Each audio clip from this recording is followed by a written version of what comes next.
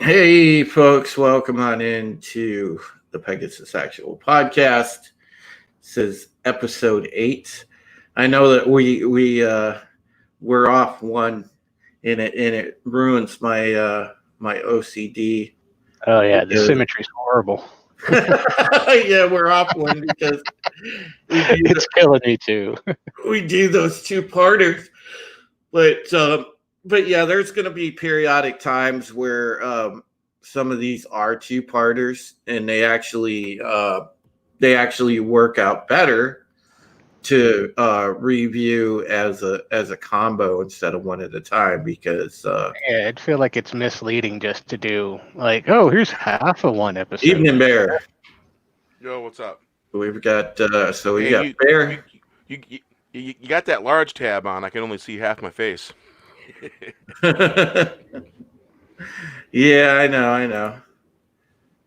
There. You could see your whole face and then let me be big. Look at him. Yeah, we're gonna get into Nobody puts Bear Bear in the corner. No. there we go. You put me in a corner and we're gonna fight. Well, I'm claustrophobic. We're either gonna fight or I'm gonna pick you up and move you. And trust me, I can pick you up. yeah, I'm a little shit, so probably. Well, I Yeah, I once picked up a log that was about 10 feet long and about the size of a tree. Picked it up and threw it. Oh, nice. Yeah. And after I got done doing it, I was like, wow, did I just really do that? Couldn't believe it. Right, I should love that feeling. Big props to those. Big props to those in the chat. Orbital Nation loves your backdrop there. Twisted Mind Collisions up in the chat. He was also in the Bounding live stream last night in the chat. So thank you, Mar. It's good to see you, buddy. We got to catch up, Mar. I got to catch you up on what's going on later. And of course, PJ Orbital Nation, always a big supporter. Make sure that you guys subscribe and check out Orbital Nation's channel for all things Orbital and science fiction. And he also lines up great interviews. I mean, Orbital Nation gets interviews that are second to none, and I love it. So he's the man. Check the private chat. Yeah, I did. What do you think? I did want to say we're still we're waiting momentarily for our buddy Script Doctor to get here, but until Script Doctor gets here, and also Steven won't be making it tonight because he has Actually, he said he'd be here, but He'll be here in a little bit. Oh, will he? Just without Yeah. He'll be Oh, late. But we got the guest spot. We always got the 6th spot for guests. So Yep. And PJ, if you would like to jump on in, just feel free to DM me, please, because it's open invite, sir. And to get to what we're going to talk about tonight, we're going to do episode 9, which is Tie Me Up, Tie Me Down. Now, this was kind of an episode where it was sort of on the comedic side, but there was some character development. This is to me a textbook kind of filler episode, and we'll go into that later. But I do have some pretty big news. And hey, Perp Minded, what's up, buddy? what's up, Perp? What's up, Perp? And it's great to see the lovely Raquel, some dear friend of mine, and I'm very happy to see her because she does so much to help me, and she's just very, very awesome to me. So yeah, let me pull this up. I have an article that I wrote for Bounty and Comics. John published it today. And this is potentially big news. Now, I want to preface what I'm saying before I pull the article up, because this is technically rumor. And you guys are going to laugh because the source article is from that I based my story off of is from We Got This Covered, right? So, you can't, they're about 50-50. They're not too bad. Yeah, they're about 50-50. But this, to me, screams that it's definitely more rumor than fact. And I did, reach out to some sources about it as well. So let me go ahead and screen share this, and we'll talk about this first, because obviously this is important since it's current news. So let me share screen here and Chrome tab. Okay. So can you see that, Bear? Can you see that, Brian? Can you see that, chat? Un momento.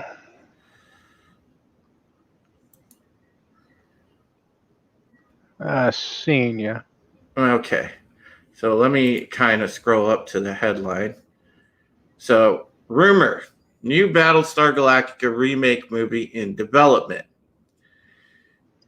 And the crux of the article is basically a Battlestar movie has been talked about for years. Universal first sort of kicked around the idea back in the 80s, and then it gained momentum again in the 2000s after the success of the very show that we're reviewing.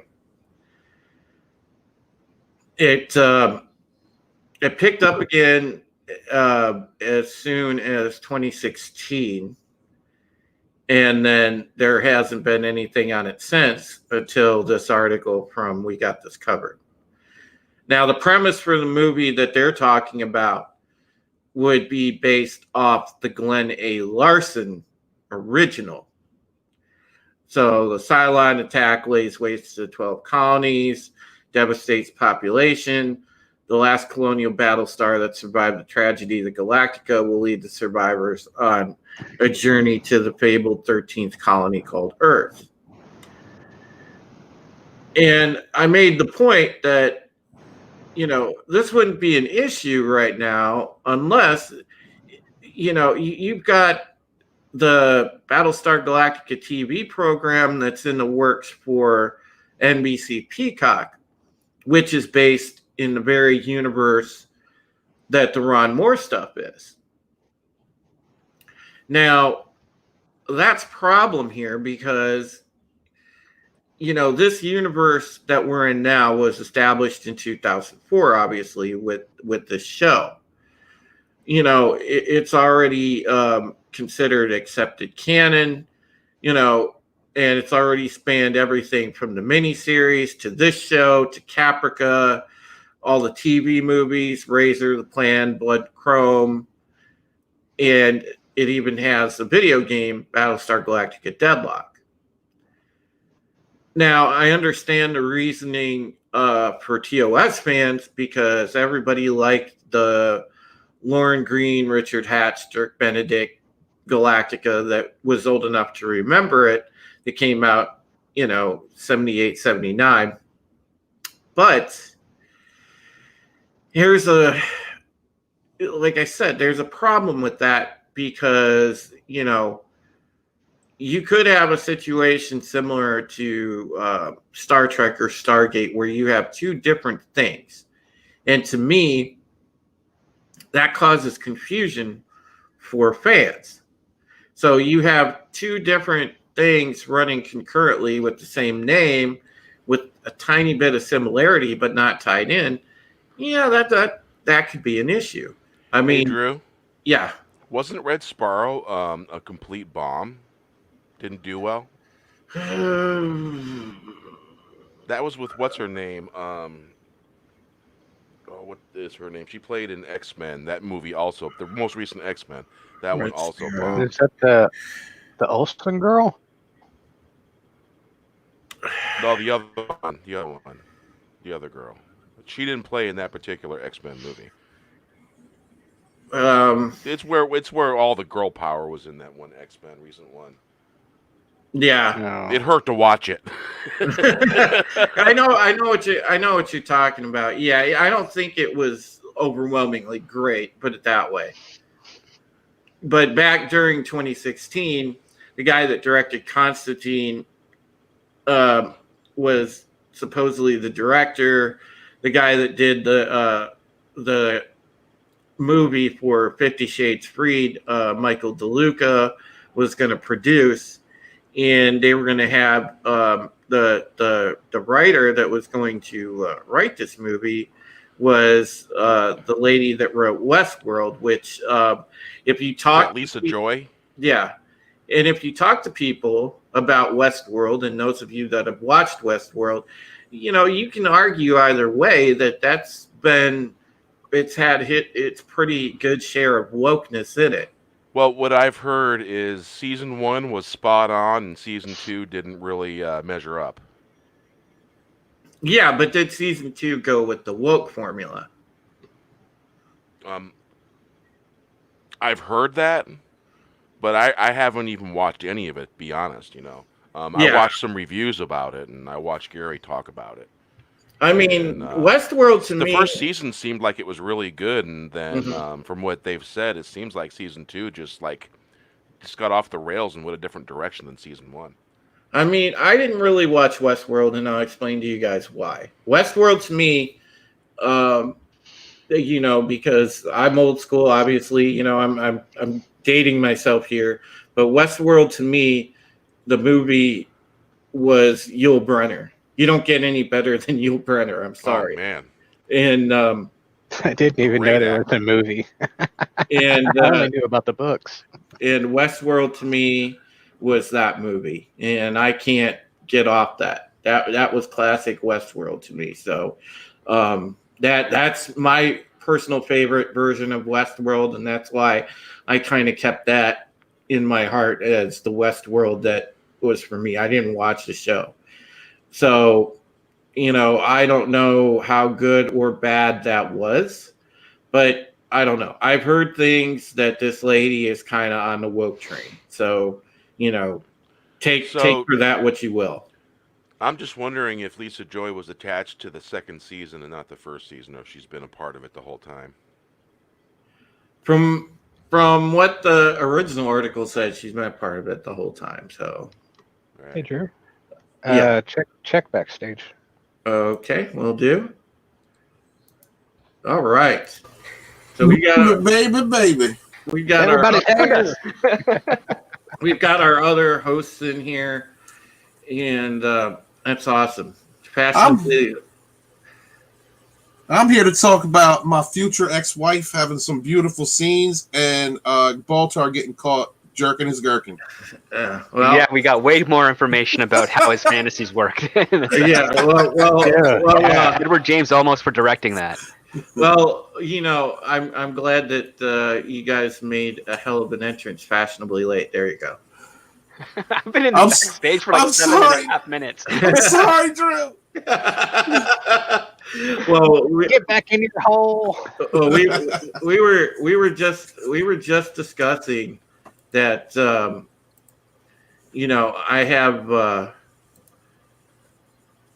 I have this story from that I wrote for Bounding, and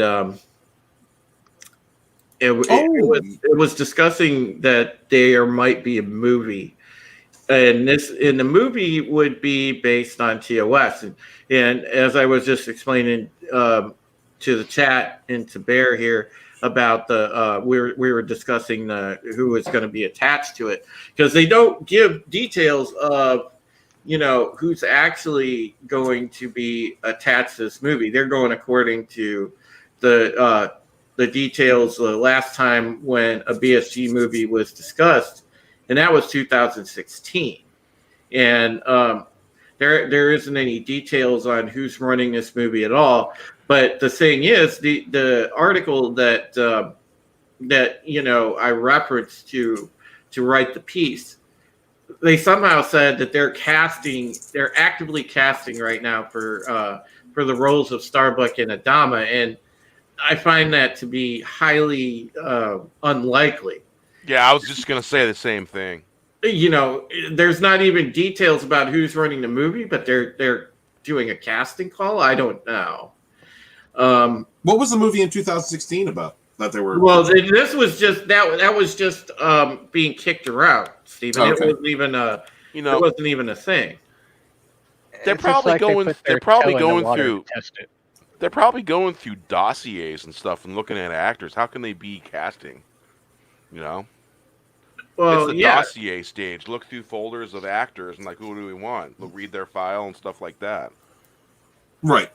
But I mean, in this climate, do we want look, I mean, one of the reasons that I love the Battlestar that we're covering and the original, honestly, is because of its depiction of people. There wasn't really any kind of, the playing field was level, Pure story. Right, pure story. You had women in the cockpit in the original. They were right. So this is Athena. Right. Oh, that was huge. There was a whole episode, beforehand, and it's funny where again the recency bias and total ignorance of Hollywood about. The fact that women weren't in big roles. Well, I hate to say it, but in the original, by the way, there was a whole episode about them training a squadron full of women exclusively. Yeah, we got to see Jane Seymour in a very tight-fitting outfit. Yeah. Yeah. You had a full Viper squadron of all ladies, and they were kicking ass in that episode. And looking good doing it. Yeah. Mm-hmm. So I don't want to hear this dumb ass argument from Hollywood again about, there's not female representation. No, there's always been female representation. Look, if they redo this and make a movie, what I don't want to see is Patrick Stewart cast as tall and walking around the ship getting yelled at all the time. No, good. I want the 70s hair back if they do the original movie. Oh, absolutely. I want to see Dirk Benedict, Farrah Fawcett hair. I want fucking tapes. Well, no, we got to have this thing like in the picture too, guys. We got to have the oversized blaster pistols. Yeah.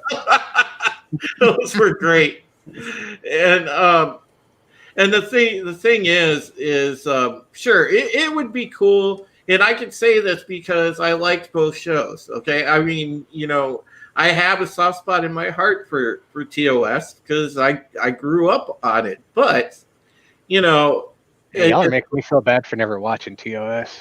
As cool as it was to see, you'd really like it, Bri. Cool. Yeah. Sorry to interrupt. No, Brian, that's important. On now. That's important to understand that you haven't seen that. Yeah. Script doctor is going to drop kick you in the crotch. No, I'm not actually.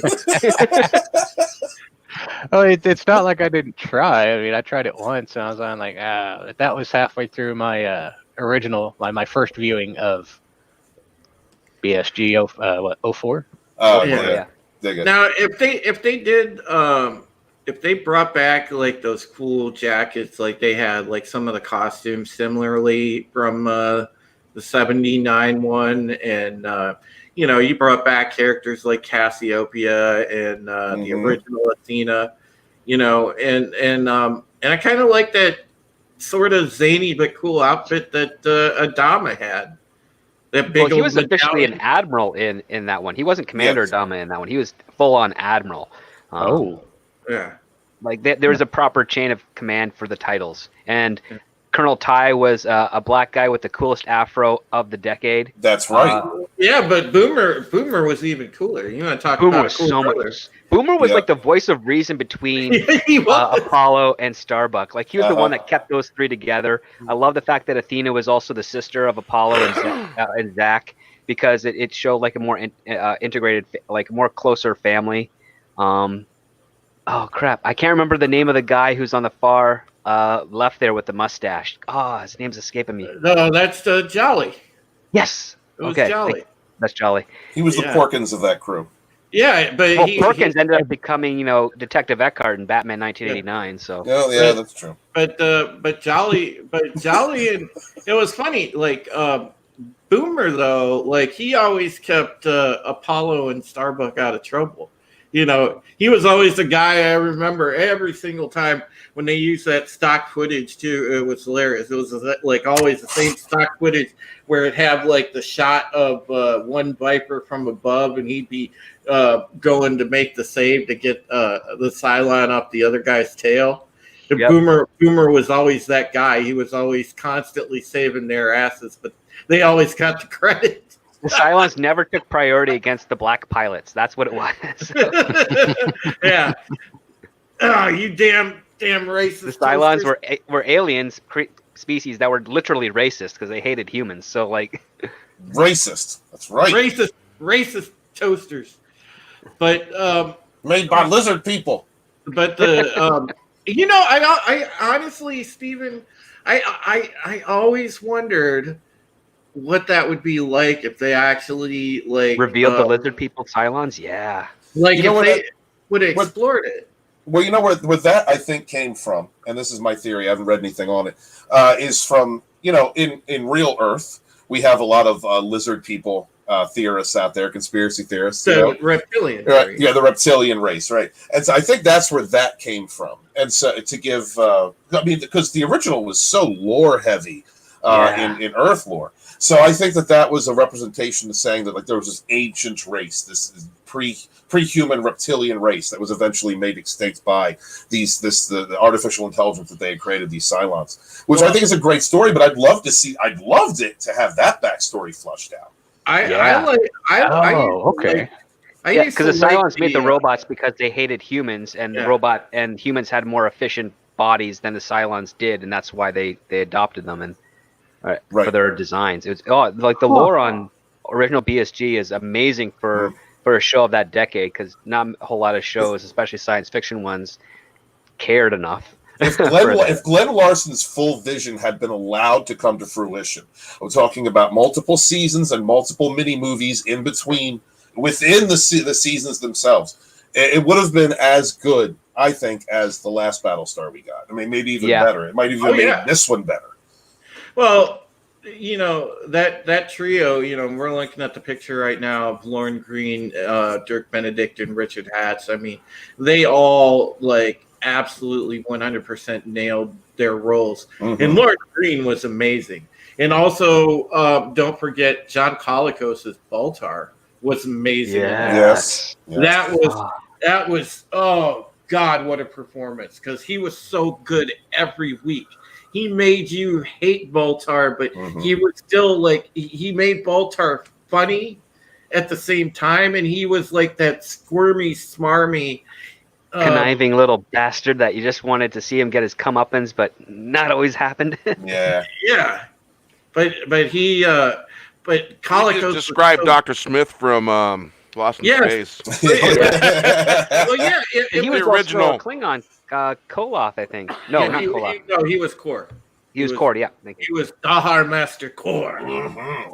But the thing with John Colicos was he did such a good job with Baltar every week, and it's like you said, Bear, you nailed it spot on. He was very much similar to that original Dr. Smith type of character, and I liked it.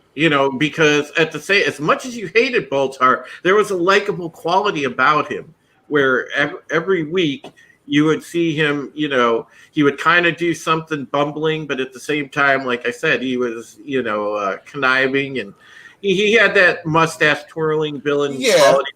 The original Baltar, he was definitely not sexy, but he was debonair. Yes. Yeah, I agree with that. Yeah, but the Baltar from this show, the difference, one of the big differences is he has moments. There are flashes in the pan where you can see that there's a good person underneath. Just flashes, and they string you with that through the whole show. Well, old Baltar started to show that later on too. Later in that first season of original Galactica. Let's be real. The only season. 80 doesn't count. Yeah. Oh no. 80 is its own series. We It's don't its own series. if you're a BSG fan in here, if I see somebody say, "Hey, I liked Galactic in 1980," man, I'm going to look at you with a very skeptical eye. You are the last Jedi fan of the Battlestar world. Exactly. Fun Hey, fact, both I was Galactica what, 1980 and 12? Star Trek- Yeah, 12-ish 12? when that came out, like 1980. I was like between 9 and 10, and I remember not loving it, but it was Battlestar Galactica. I liked the ships, and that's really all I liked. Well, yeah. I mean, Although there were some hot chicks in Oh, this. yeah. There were definitely well, some hot chicks. There was moments, yeah. I agree. But do you know that Battlestar 1980 and Star Trek Picard have one thing in common? They're both terrible sci-fi shows that have Patrick Stewart as an actor, but not the same Patrick Stewart. right. Exactly. What? Yeah. Yep, the little kid, Dr. Z, is his name is Patrick Stewart. Get out. Yeah. It is. Damn you, Wow. script doctor. Wow. I've never played trivia with you ever. But I'm I actually just, terrible at trivia. I'm just volunteering information. Hey, if we're that I playing actually trivia, I'm on your team. yeah. know. Exactly. We'll lose. I swear to God, we'll lose. So the thing is that was hilarious was I still would love to see especially now, and no offense to you folks that live in Cali, but I do want to see the Cylons just swoop down and attack Los Angeles and blow it up. No, just at least San Francisco. Maybe just give them a warning shot. Clean up all the poop. Yeah, enforce your laws, damn it. Yeah. Oh god.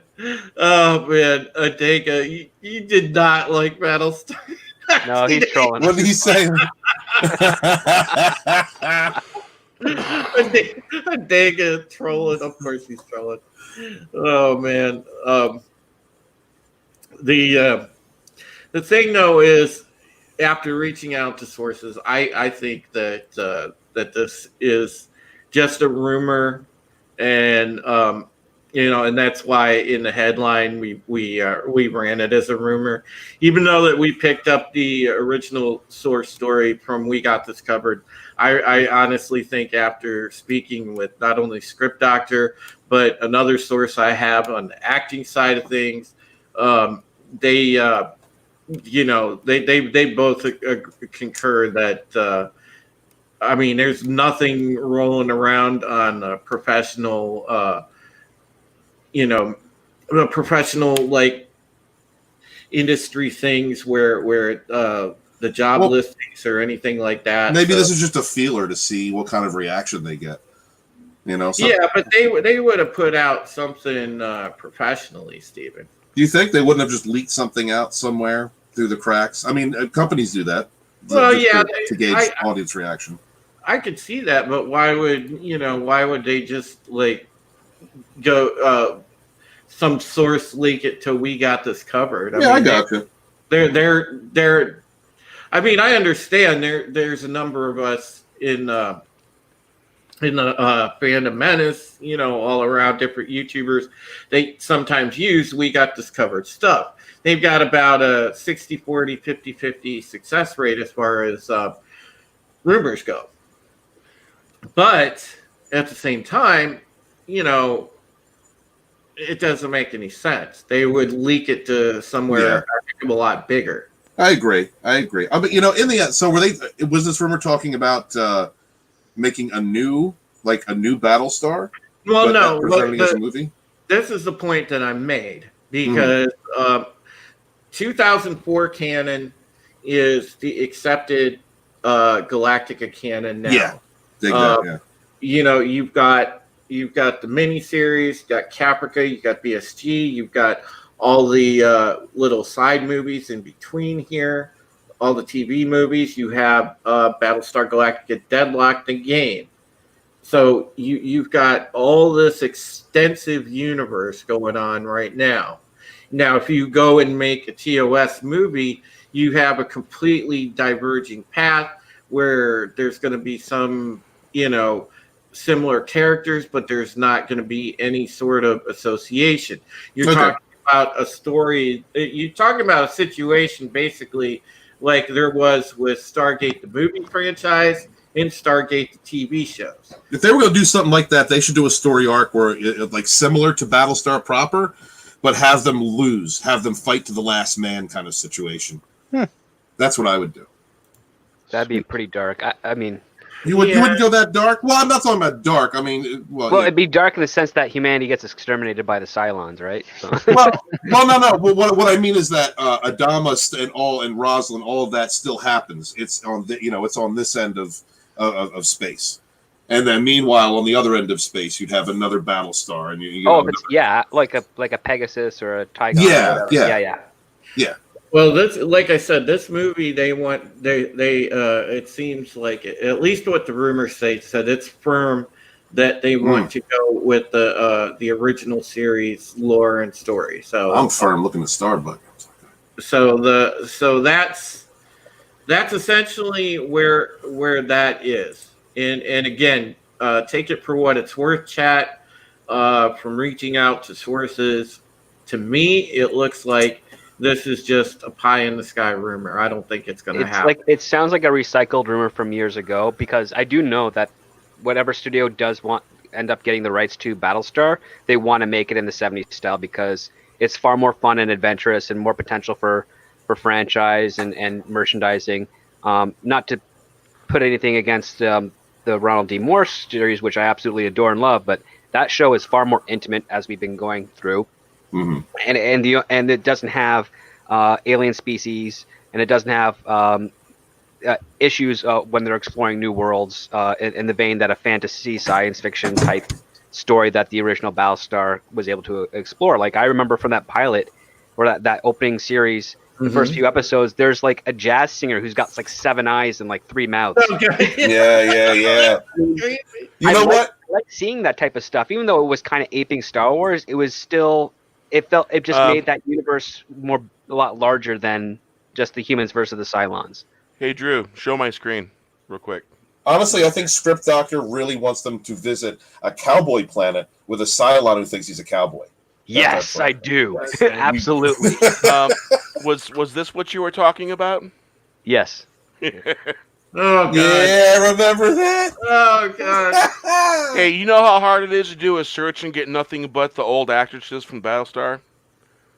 No. Oh, it's so hard. Man. That's 1970s Battlestar Galactica women. That Looks picture- like to me. That picture, Cassiopeia. Hello. Beautiful women, man.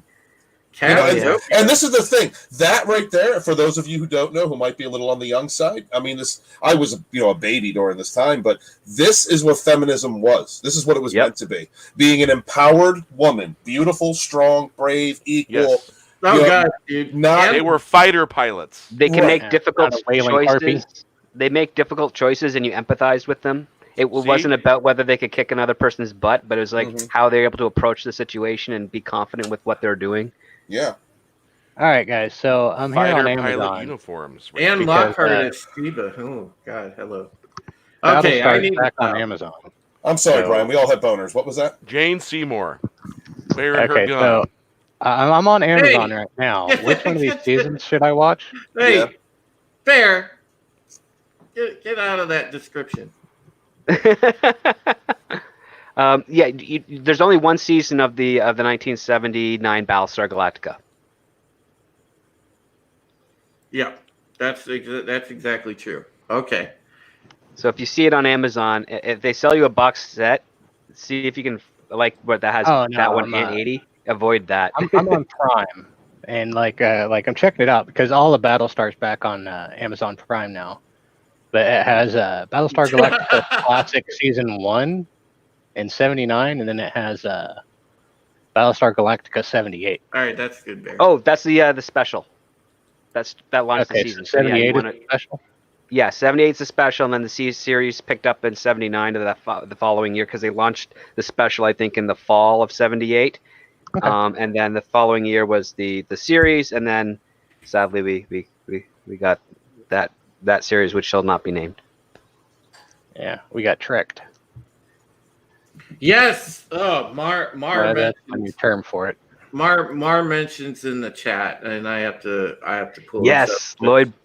Okay, go for it. Lloyd he asks in the original series, wasn't it Lloyd Bridges who played Kane? Yes, it was, and he actually did a really good job, man. Lloyd Bridges is God, he's a treasure. It's hard to watch Lloyd Bridges though, like from now back then, and take him seriously because he was in so many good. He's done so many good comedic roles. Oh, I know. Oh, Lloyd Bridges is great.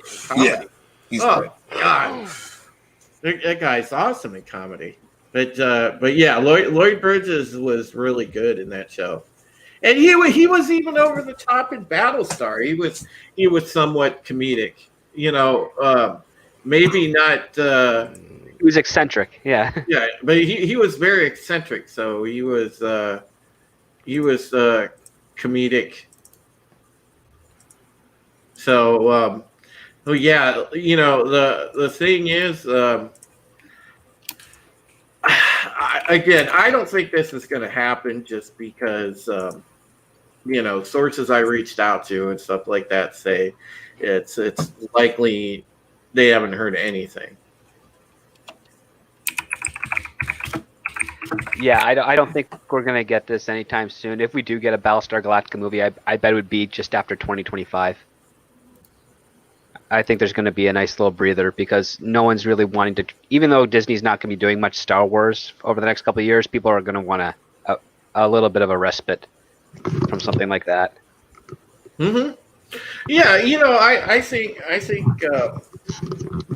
I think we're going to get, if anything, the Sam Esmail show, and that's going to be that. And I don't think that this movie thing is going to gain any steam. I don't know. It doesn't seem like you could fit that much mythos into one movie. No, it'd have to be a very contained 2-hour story, and if it wins, if it does well, if they did do it well, it would allow for a sequel follow up, and you can't really do more than a trilogy out of that. Yeah. I'm tired of trilogies and sequels. Just make one damn good movie and move on. Oh God! I just caught a screenshot of Ellen. So if you did one good movie, you'd basically have to have them find Earth. But when you have a Battlestar finding Earth, what state of Earth would it be? Would it be what they did in MLB more, or would it be what they slightly do in the 1980s, where it's modern day humanity meeting humans of a far more advanced culture, and what that means with regards to the Cylons that are still out there? So there's some complications to it, but it's not beyond potential. So I want to give some props real quick to those in the chat that we didn't get to. Hello to Stephen Ernest. Hello to Apollo Patriot. I see you hanging out in there, man. We always got to have an Apollo. We got Scott in here, Sporking News Podcast. Props to my brother Scott for hitting 500. He's halfway to the pay window. I'm proud of you, man. And Brian the Observer chilling up in the chat, and of course the Dega on the mods. Man, we're jamming tonight, folks. We got 13, 14, sometimes 15 viewers so far. So we're off and rolling. I'm liking it. So it's because of your commentary, Drew. That's why they came here for you. You are the spotlight of our lives. Nah, it's a team effort, fellas, and and I appreciate you. So we're going to talk about Baltar jerking off? Oh, God. No. And the butt shot. That's not exactly true. That they got in there. Full down to the ankles with the pants and everything. You're right. He had Angel 6 reaching in his mind, pressing the pleasure button. Yeah. Through his hand. Hail to Palanuki. Hail to Angela Strayman. And, of course, again, hello, Twisted Mind Collision. Oh, all right. Angelus, thank you, brother, for stopping by. Check it. If you like sci-fi, man, watch the old sci-fi Battlestar series at least. You will like it. All right, you filthy animals. I'm about to, before we continue, I am about to invite a lady on so that we could get some balance restored here. In this group? Oh, you're going to break a sausage party?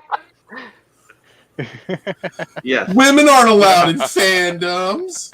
Yes. We're gonna invite a lady on. We're gonna invite on my dear friend. Does this mean we have to put on pants? Yeah. Oh man, I got pants. Yes. Sadly, we have to put pants on. Damn it. Oh, wait, I got to close the door when I go to pee now. Yeah, gotta put the seat down. No, I refuse to. No. She's gonna have to put in the effort. Oh man, no, my dear. Put away friend, your pee bottles. my dear friend Raquel will be inbound shortly, Raquel, This Gatorade's really salty. and and she knows her Battlestar pretty good, and I feel bad because she didn't get any time to prep on the episode, so she's gonna. My question is, does Raquel have any future ex-husbands on the show? There's probably characters she likes. Probably Oh, Jamie Bamber. I'm definitely thinking it's Jamie Bamber. All the ladies love Jamie Bamber. Dude, he was fucking racked out and yoked in the first season. Yeah, and then he was a fat guy in the third. Right? It was so Do you think hard. some of that was makeup, or do you think he really gained all that weight just for the role? That was makeup. Guys. Some of it, yeah. Like his face was definitely prosthetic. Yeah, the shirt And was he seen. was wearing a bit of a fat suit. Like you can see it every once in a while whenever he's turning his head or whenever he's actually moving, but he doesn't move a lot in the third season. So it's Yeah, he's not losing and gaining weight like what's his Tom Hanks in The Castaway. Oh, I was thinking of Oprah, but while we're waiting, guys, don't forget that. Oh God, man, you guys threw me completely off track here. my job. Hit We the haven't button. even got to the episode yet. It's great. Yeah, I know. I was gonna say there was also Hilo. Yeah. Hilo and Sam Witwer, but he was kind of. I don't think he showed up after No. the first season, right? Yeah. There was Hilo, and I liked Sam. and I Me know, too. and back when I ran the BSG site back in the day when the show was on. You used to run a Battlestar site? Yeah, Pegasus Yeah. Active. I love it. but yeah, what's funny is Leoben was popular. I mean, Leoben was popular. There was a lot of chicks on our site. Like, I'm a Leoben fan. Well, he's not a bad looking guy. He's a fine man. He's one of my favorite people I've seen starting to pop up in at least B-grade movies on Netflix. Yeah, That Brian's dude, right. That dude is a good actor. Callum Keith Rennie is a good actor. Mhm. Welcome in to Raquel. I am sorry, my friend. We're kind of throwing you to the wolves because you've had no prep on the episode, so Avatar's a nipple. so you're kind of going in blind. Yep, my nipples to be specific. That does look like a script doctor nipple. So welcome to the panel. Well, hi everybody. Thank you for having me. Howdy. Oh, Welcome absolutely. to the party. I'll send some photos to Drew's Twitter, and we can put those up in place of my avatar, so I'm not a nipple. Well, you can have the. Oh yeah, You can change it on the bottom in the little box on the the bottom. little box with two mountains on it. You can. Yeah. you get I one see free that. one. So make sure you like the one you put up, otherwise you have to sign in and it's a whole to-do. Yeah. I mean, if you become a steady co-host, the running joke could always be the first night Raquel was on, she showed us one of her boobs. That would be hysterical. I would probably never work as a professor ever again. Yeah. We do have to maintain some decorum so we at least don't get her banned from the academia community. Yeah. Okay, I'll keep it to 3 cuss words this time. That sounds perfect. Let's get her a script doctor avatar. 2 drinks max, 3 cuss words. That's it. Wait, Brian, I thought the establishments that you used to hang out in, it was 2 drink minimum. Actually, we the ones I worked at, we got rid of that because it didn't help. Right? It doesn't help anything to Well, do that. I knew places that had 3 drink minimums and 2 drink minimums, but they weren't normal bars. You know what I mean? Right, exactly. That's what we're referencing. But yes. I worked in gentlemen's clubs, if you want to. So no one there had avatars, Bear. Yes. Okay. And yes, it's hilarious, Scott. It's a good point. This Working News podcast said in the chat, men and women joking. Oh my God, unheard of anymore. That's Scott. I met Scott on Orville Nation. He's a great guy. Oh yeah, he is. Scott's a dick. Yeah, you know how the Enterprise has a Scotty? Yeah. Well, the Fourth Wave has a Scotty too. Yeah, that's our Scotty. Yeah, I wrote him a theme song for his show, which if he gets to 1,000 subscribers, we're gonna make him perform. Gary. Oh yeah. I was running. I'm so looking forward to that. Scott had a celebration stream earlier, and I was running it from my computer because he was having trouble with his Wi-Fi, and I'm just modding from the StreamYards with him. And Gary comes in, and the thing is, Scott couldn't hear anybody for the first couple of minutes because his Wi-Fi was so bad. So I popped in to say something, and then Scott was like, "I can't hear you." And Roddick said, "He said you're a dick." But you did say he was a dick. At the end, I did. At the end, yeah. Poor Scott. I'm sorry, I didn't mean to shut her down. I was just making fun of Scott. Oh no, that's fine. There's possibly nothing worse than that awkward silence. I know, especially after you say something. At certain concerts, they call that dead air. Yeah.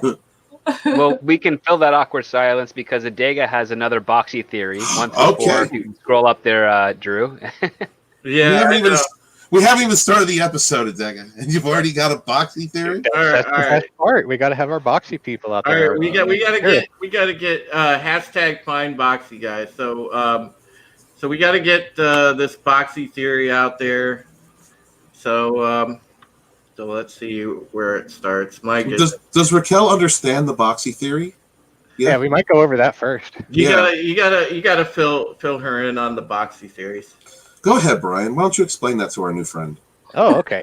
So basically, I'm kind of I have a copy of everything related to BSG 04, which includes a lot of deleted scenes. And I noticed that, hey, he just kind of stopped appearing at a certain point in season 1 because they wrote his character out. Yeah. So one of the fun things we like to do is theorize, postulate even, different various ways that Boxy died. And we're kind of running a pool, and I think I know we spitballed it, I think, last time in our post, but where we're going to have kind of like a giant pool where you can vote for your favorite Boxy death. Yeah. At the end of this. Adega, from like gruesome to absurd is the absolutely. Yeah. Something that could have happened in the show or in between episodes. Absurd, yes. Adega is in the lead with DJ Odyssey, a close second for as many theories as they put out. Oh God, yeah. We need to see if we can get the odd one in here. I'm going to DM him. Yeah. All right. So the Boxy theory. This is Adega's new one. Once Boxy started school in the fleet, it was quickly determined that he was a brilliant mathematician rivaling Baltar. Okay, let's see. The next one. You can find it. Boxy was given access to all the computer systems in an effort to enhance efficiency and correct errors. However, he covered Baltar's treachery. Baltar was exposed for what he had done, but had become too valuable to the colonies as a presidential candidate and as well as a mathematician. Secretly, the two minds had a duel using Cylon technology. Baltar's mind was replaced by Boxy's, who spent the rest of his life doing sex.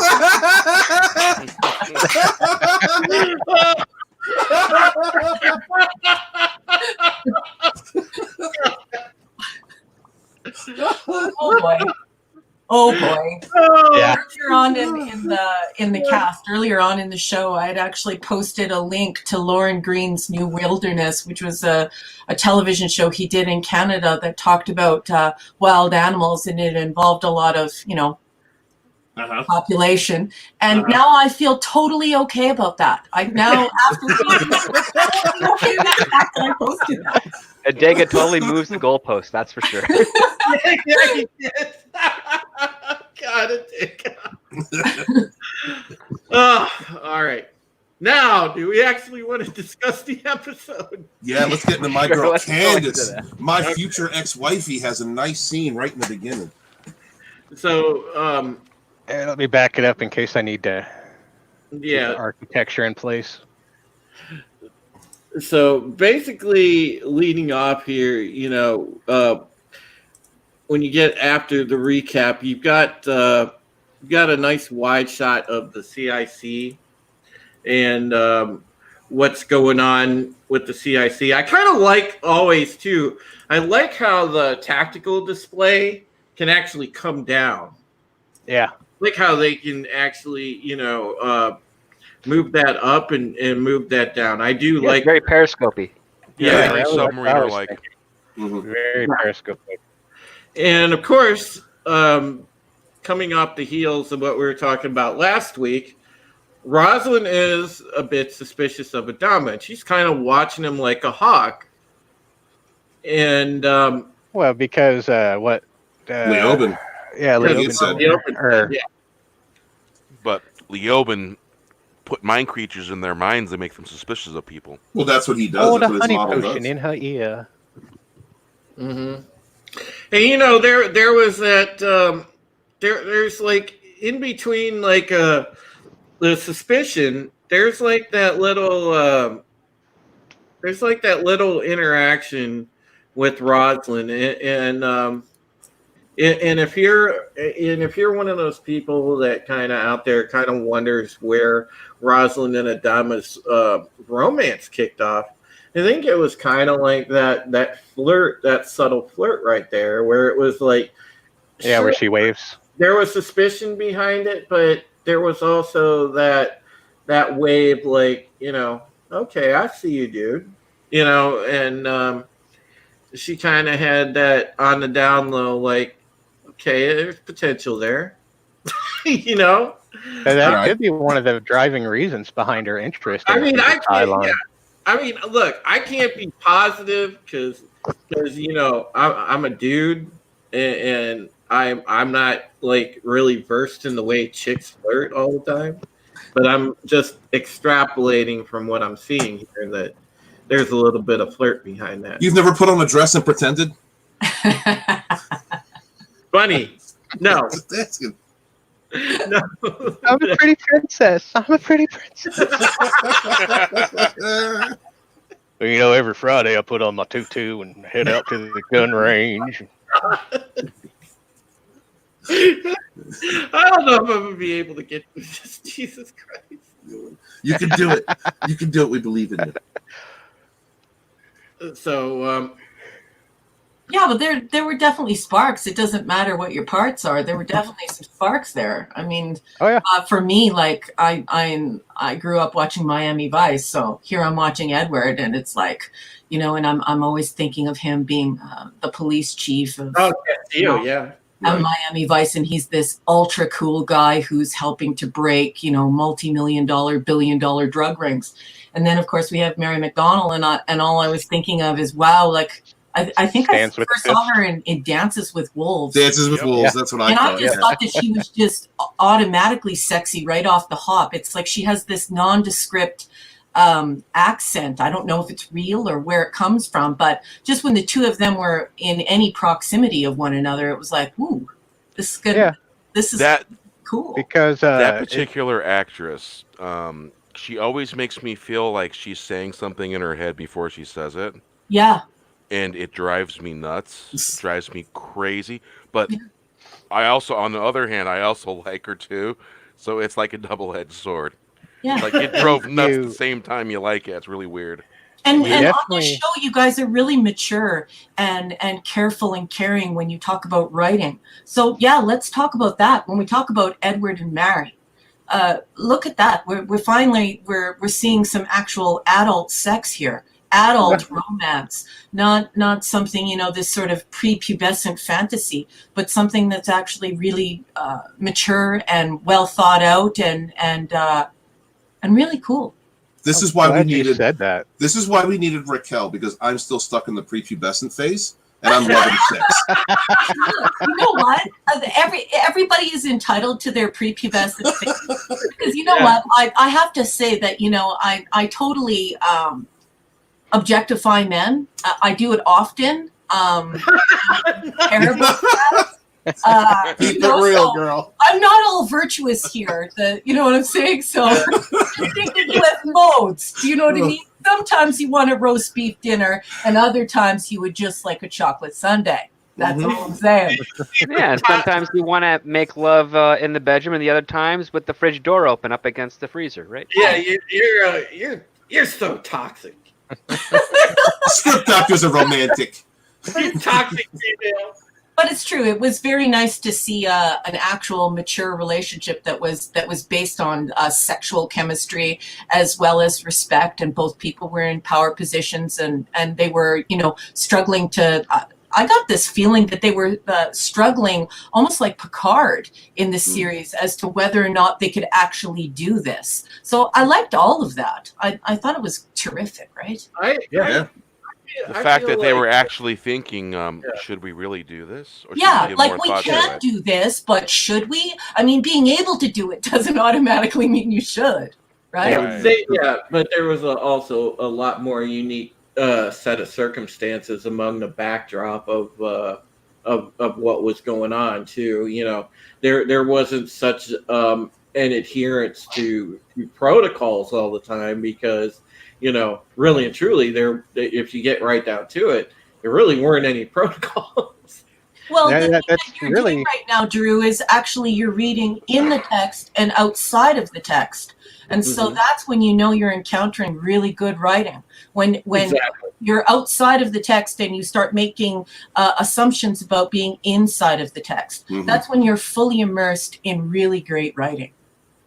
Yeah, and that again, we see such a difference here, guys, because I know that a number of you had to sit through watching Picard last night, probably. And, I haven't seen it yet, but I don't care about the spoilers at this point. I'll hold your hand, Script. And well, no, so I'm not going to spoil anything about it, but it's just the stark contrast between watching something like this and then watching something like that. I don't think we can underscore that enough every week when we're on here, because people need to understand this is the potential of what a well-written science fiction show can be. Yes. Don't and you shouldn't accept dribble that's given to you like Discovery, like Picard, because there's more out there. They can be better. And when you see a show like this, it shows what the standard is, where the bar is, where good writing can get to. And that, I think that's part of what's so maddening about the stuff that they're trying to feed the masses now. It makes you upset when you realize what good stuff was out there and what could be out there. But Battlestar Galactica is very special. I remember when I first watched The Next Gen, and I wasn't even on Twitter. I started talking to all my friends, and many of them are writers and scholars and professors and so on and so forth. I'm in academia. And they were all completely shocked, and I mean floored, when I got on there and said, you know what, this Next Generation Battlestar Galactica is as good as Star Trek for me. This is incredible writing. I cannot peel myself away from this. This is immersive. This is terrific. So I think it's very unique. I think it's incredibly special. Well, you know why it was so good was Raquel, was because the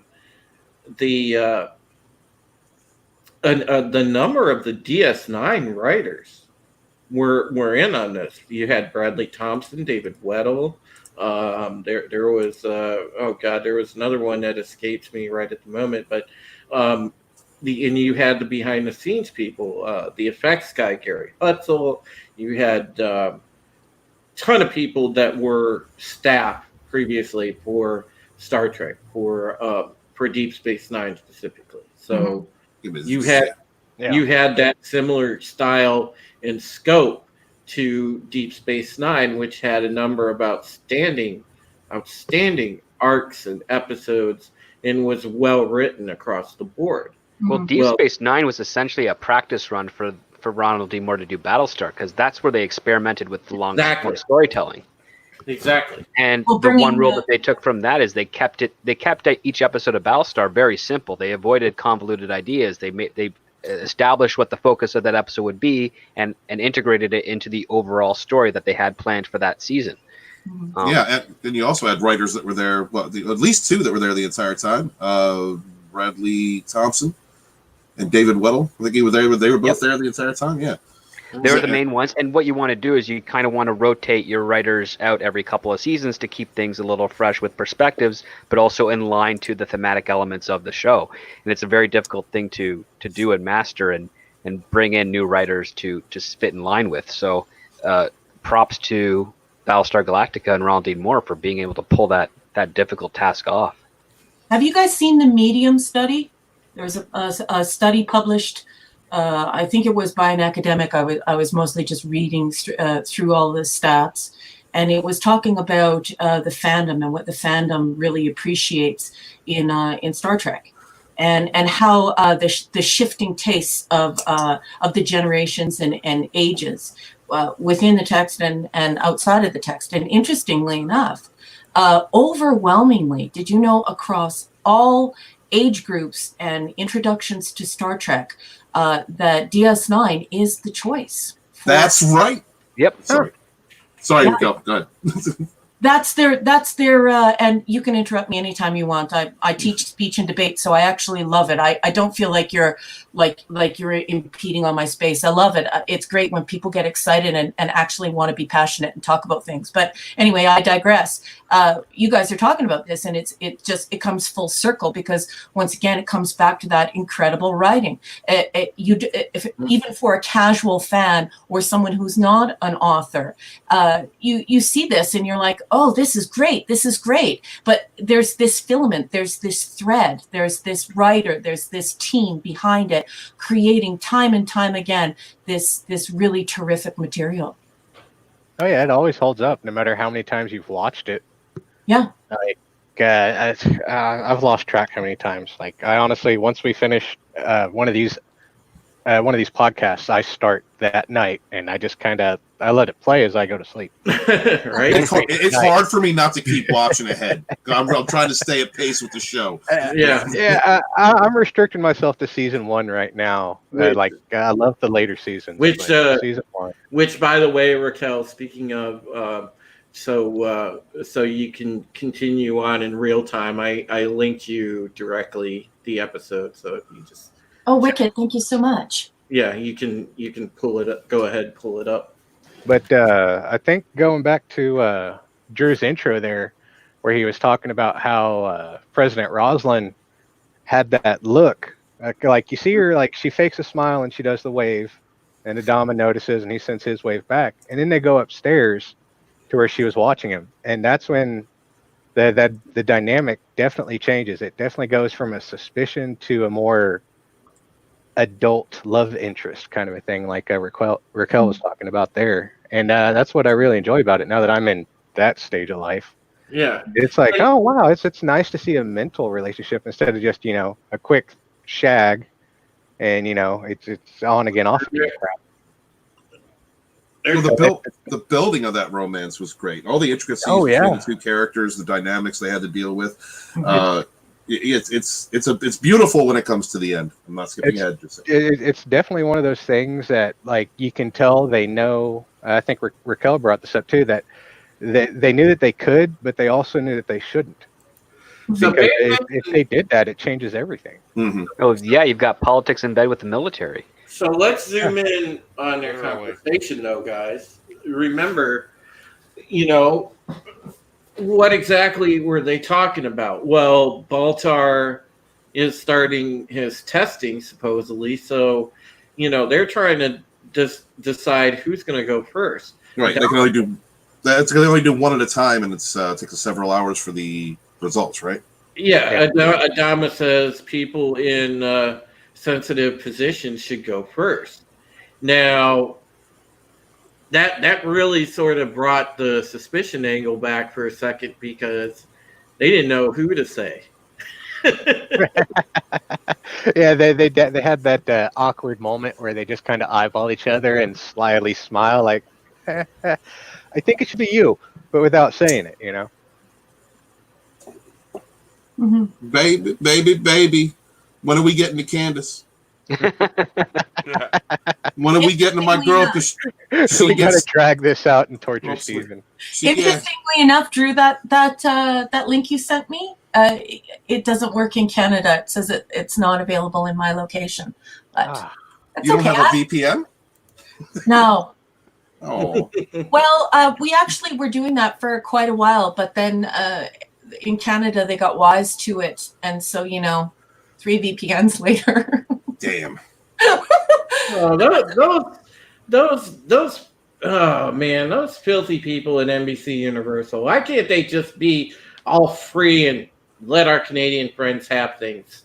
Because NBC doesn't really broadcast in Canada. It's our affiliates just buy their airtime. Oh man! Damn that peacock! Damn it! Yeah, those jerks. Well, actually, once Peacock comes out, the streaming service will be available for Canadians, and if not, there'll definitely be a channel on like Bell or CTV or Rogers that'll offer it through like a Crave or some amalgam of other streaming services. Well, we had BSG on Netflix for quite a while, and then it disappeared, and they also disappeared, right? So it's getting harder and harder, right? It's back on Amazon right now. They pulled it off there specifically because of Peacock. Peacock, yeah. Peacock. Hard media, guys. Keep your media hard, gentlemen. That's right. That's right. There we go. Keep your media hard. Remember. I like this girl, Drew. All right. I'll tell you. She definitely fits in. This lady is one of the classiest that I know. I will say. You guys are great. But no, the thing is, you cut to the scene after Adama agrees finally that he's going to go first. And they kind of just give that look, and now we get into Candace. Mm-hmm. And since Steven wants to talk about it so bad, I'll let Steven pick it up from here. Without notes. I don't have any notes tonight. That's just one night I'm not prepared. So we as in they this stare off into the universe. Yeah. they're the forward observation. Her and Billy are the lovebirds. And they're with a group of other people, I guess, on the ship because private time is so limited because everyone's so crammed into this fleet. The couples get together in this one area and spend some time together, and they watch the ships come in, do formations, the patrol ships, and so Candace is in there with Billy, and Baltar's there too. That's trippy. I just saw that. He's looking. Is Baltar in there? Yeah, I think it's him. There's someone looking at a telescope. He looks like Baltar. But Baltar's okay. Baltar. I take that back. He's not rocking the lab coat. It's Boxy. Boxy is looking out. This is way too old for Boxy. You think? Okay. But he's looking at Boxy as he's floating off into space because he just straight airlocked him. That's what that is. But it's a romantic scene between Billy and I can't think of the character's name. What is wrong with me? I see Candace. I just think Candace. Leave him hanging. Make him sweat it out. But Billy's actually there for twofold. One, he's there because he has a genuine interest in her, and he's also fishing for information for President Roslin, because I know Anastasia. Anastasia. Oh, thank you. Oh God, I'm a mess. But Billy's also there fishing for information because of the hint that Leoben had left in Rosalind's ear about, or not hint, but the lie that Adama was a Cylon. So he's trying to get the information on his behavior, how he's been acting, to which then he immediately reports back to the president about what information he garnered on his date. But it's a cute little scene. It's like those two actors were had good chemistry together, and the awkwardness of of Billy is just it's kind of endearing. It reminds you of like a teenage kid who's on his first dates, his first girlfriend. So it's nice. It's a nice break from a lot of the dark and dire that you get in the series. But that's another thing about Battlestar Galactica and the writing is that they balance these things out so well. You start from the jump in the very first episode of the series from 33, and we get a lot of hectic activity going through the next episodes. But then you do have these moments like this where you get a chance to see a different perspective of these characters, and the actors get a chance to do something other than freak out about Cylons. So a fun little add-on here is that apparently that is the date night room, because I always have the episodes playing in the background. Bring your towels. Anybody that's not aware, but like the end of this scene, they're actually getting kicked out of it by the next group. Right. Yep. Hey, man, broom closets on that ship gotta be highly sought after. So are science labs, as we're going to find out shortly. Oh yeah, down to the ankles. Mm-hmm. God. Dude, Brian, that scene is It messaged me up so bad. The look on Starbuck's face. Oh, yeah, because she walks in. Who wants to go into that part? She saw something she liked. And the fact that he's doing that in front of all those samples. Oh yeah. Oh yeah. It's below the table, but still. And that shot with Six or Angel 6, like I didn't realize, like I never paid attention to that shot before, because I was always kind of paying attention to Baltar, and I'm like, holy crap, her butt's hanging out. Uh-huh. Like quite literally, you see like a full cheek. Let me look at this one. I'm sorry, Brian. Go ahead. You want a timestamp here? I'll get it for you. Billy and Rosalind have their talk, and then we go to a scene with Dama. I've got the volume off, so I don't know what's actually... Okay, Dama was looking at something. Then we cue the intro. Fast forwarding 1 second. We come into Gaius, and he is talking about... Let's see. 61 years to test everyone. Oh yeah, how long it would the length of time it would take to test everybody. I'm sorry, I don't have my notes either. Like I actually spilled some alcohol on them last night, which doesn't work well with gel pens. So that's the lashes for all of you. Yes, lashes. And Caprica is basically trying to talk him down a little bit. Give me just 1 second, unless someone else has something they want to add. I'm gonna catch up real quick. Turn the volume on. Not have a subtitle function on the player? No, not on this. It's darn. I'm playing it. I'm playing the burnt copies that I just stuck on my movie cache hard drive. Oh, okay, cool. For anyone, I don't like having to keep everything on the hard disk. No, I don't burn anything. I'll rip my hard copies. That way, I'm not destroying them. Like you said, keep your hard copy. Yeah, it's something that carried over from my DJ days. Like I'd buy a CD, rip it. That way, I'd always have it for my catalog, because if BMI or ASCAP comes through, you have to prove that you have an actual copy. And it's a pain in the butt. Caprica talks him down, and then Drew, could you share the screenshot, please, sir? Are you there? He does a little jig on his way over.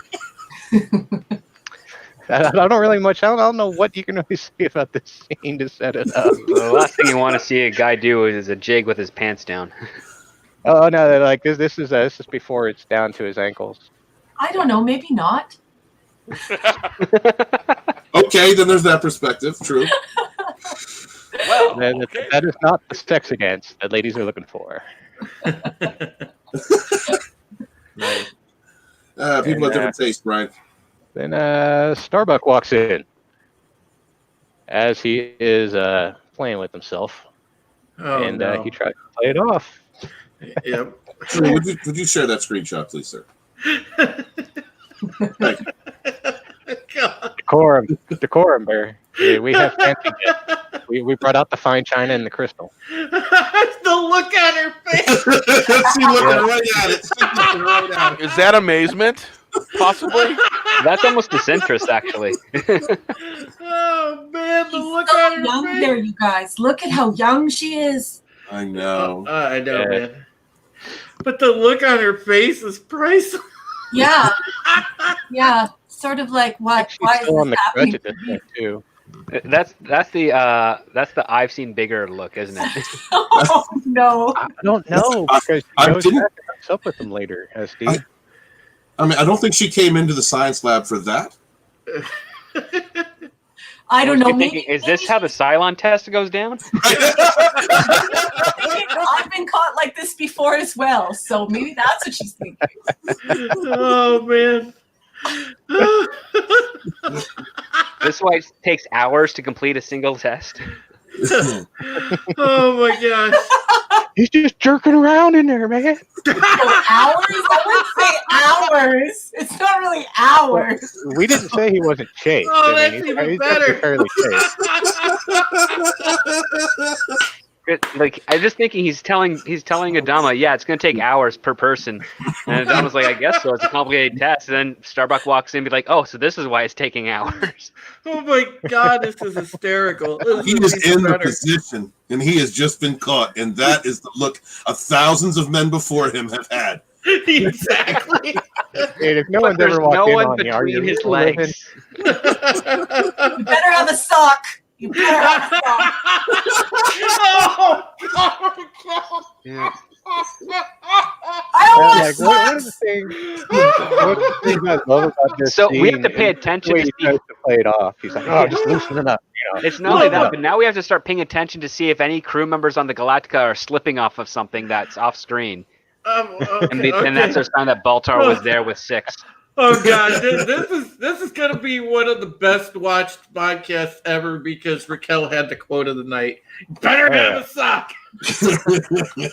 Oh my god. I love that he does the chicken polka as his way of playing it off. You know, Yeah. and he's got the shirt hanging out of the zipper, and he's like, oh. He's like, no, dude, you've been caught. Either leave it out or put it away, but don't be bashful about it. He's Oh already god. here. All right, so we have another boxy theory, guys. Oh no. So, Oh, yeah. So Boxy theory, another one from Adega.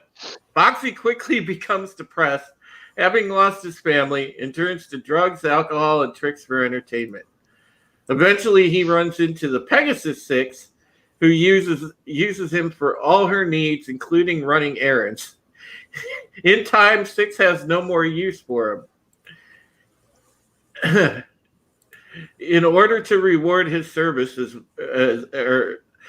as well as be rid of Boxy, she gives him a container that she said holds a puppy. However, it can only be opened on one ship. With excitement, he goes to the ship, pushes the button to open it, then sees the 5-second nuke countdown. Boxy bits. Oh, end of Boxy. Oh. Oh, that's a new sentence right there, isn't it? Boxy bits. So that's really what happened when the Kibbles and boxy bits. yeah, exactly. Kibbles and boxy bits. That's terrible. But oh, so fun. Keep them coming. Toilet green is made of boxy bits. Exactly. That's good. Oh, Oh my god. Oh, I love you, man. Thank you for All right. So back on track. We go ahead, Okay, Steven. let Is she me doing a back hand measurement there in that shot? She's saying, I am closing my eyes. I do not want to see this man's dong. That's what she's saying.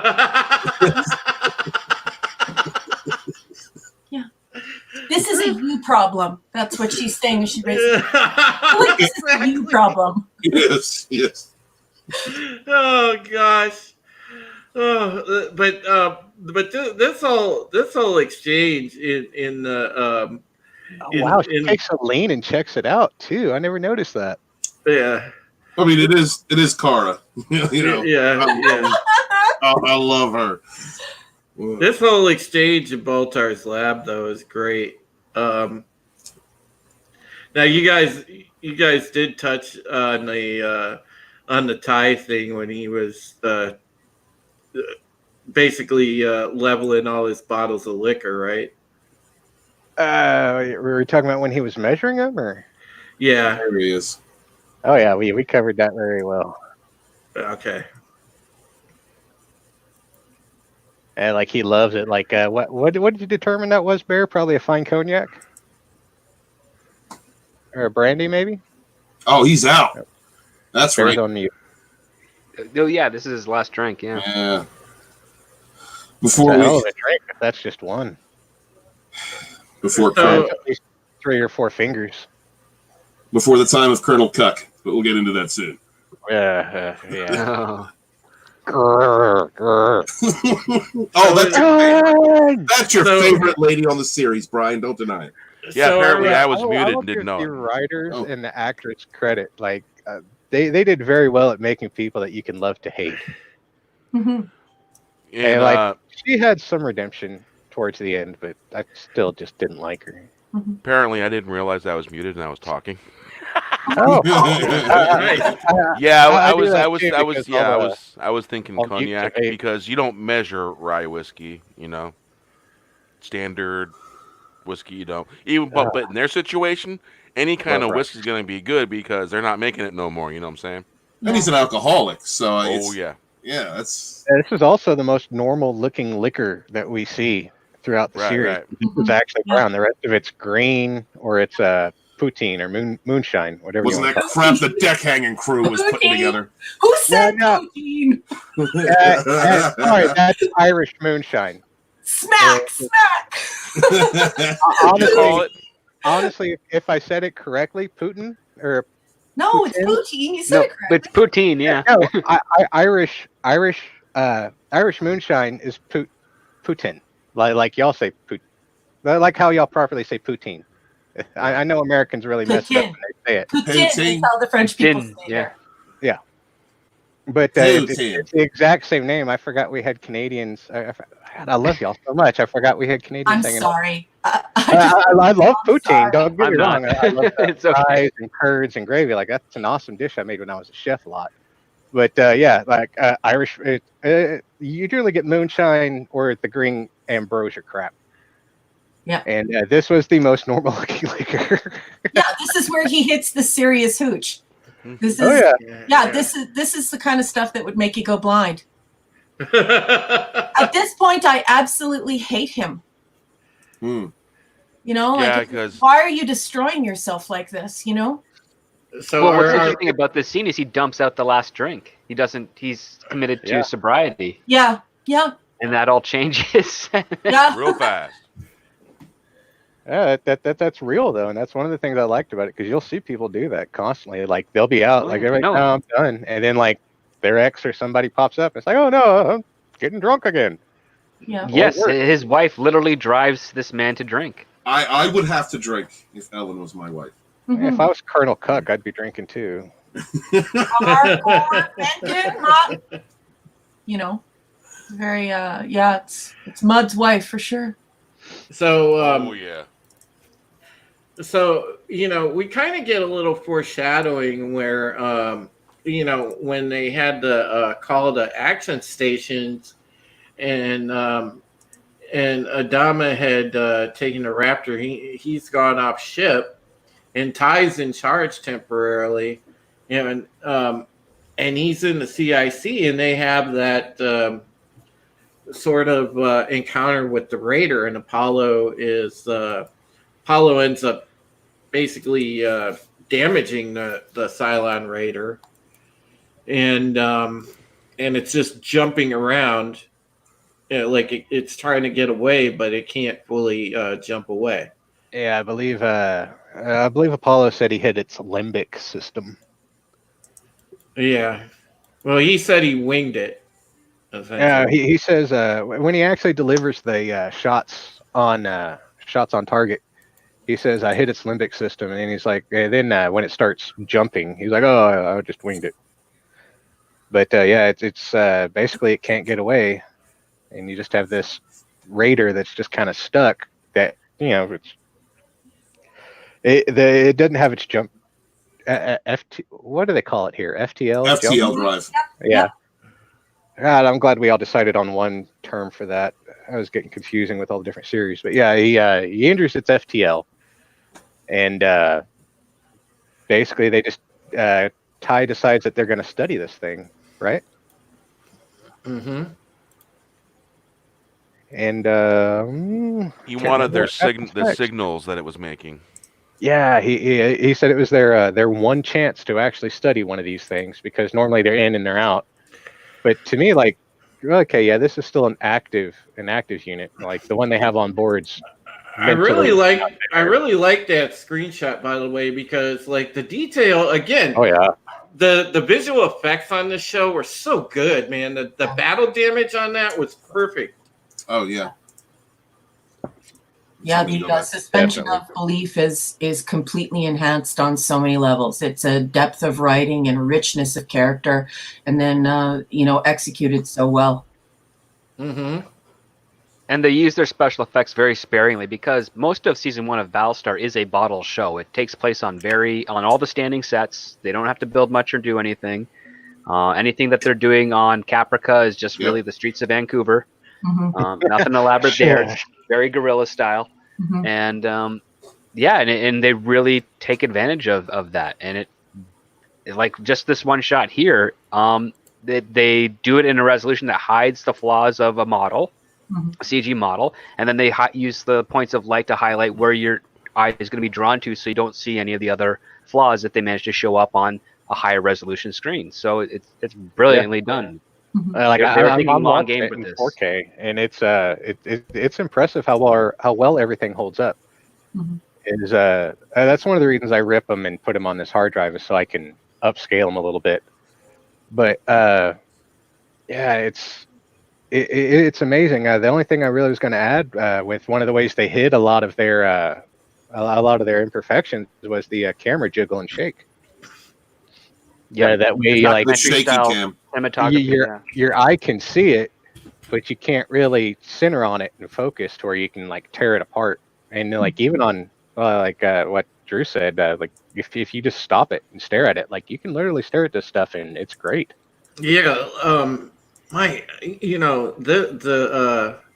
the Raider here, like, I would actually love to, do one of these model kits, because these Raiders were so awesome looking. I thought at the time, like, these Raiders were so just kick ass, and so were the Vipers.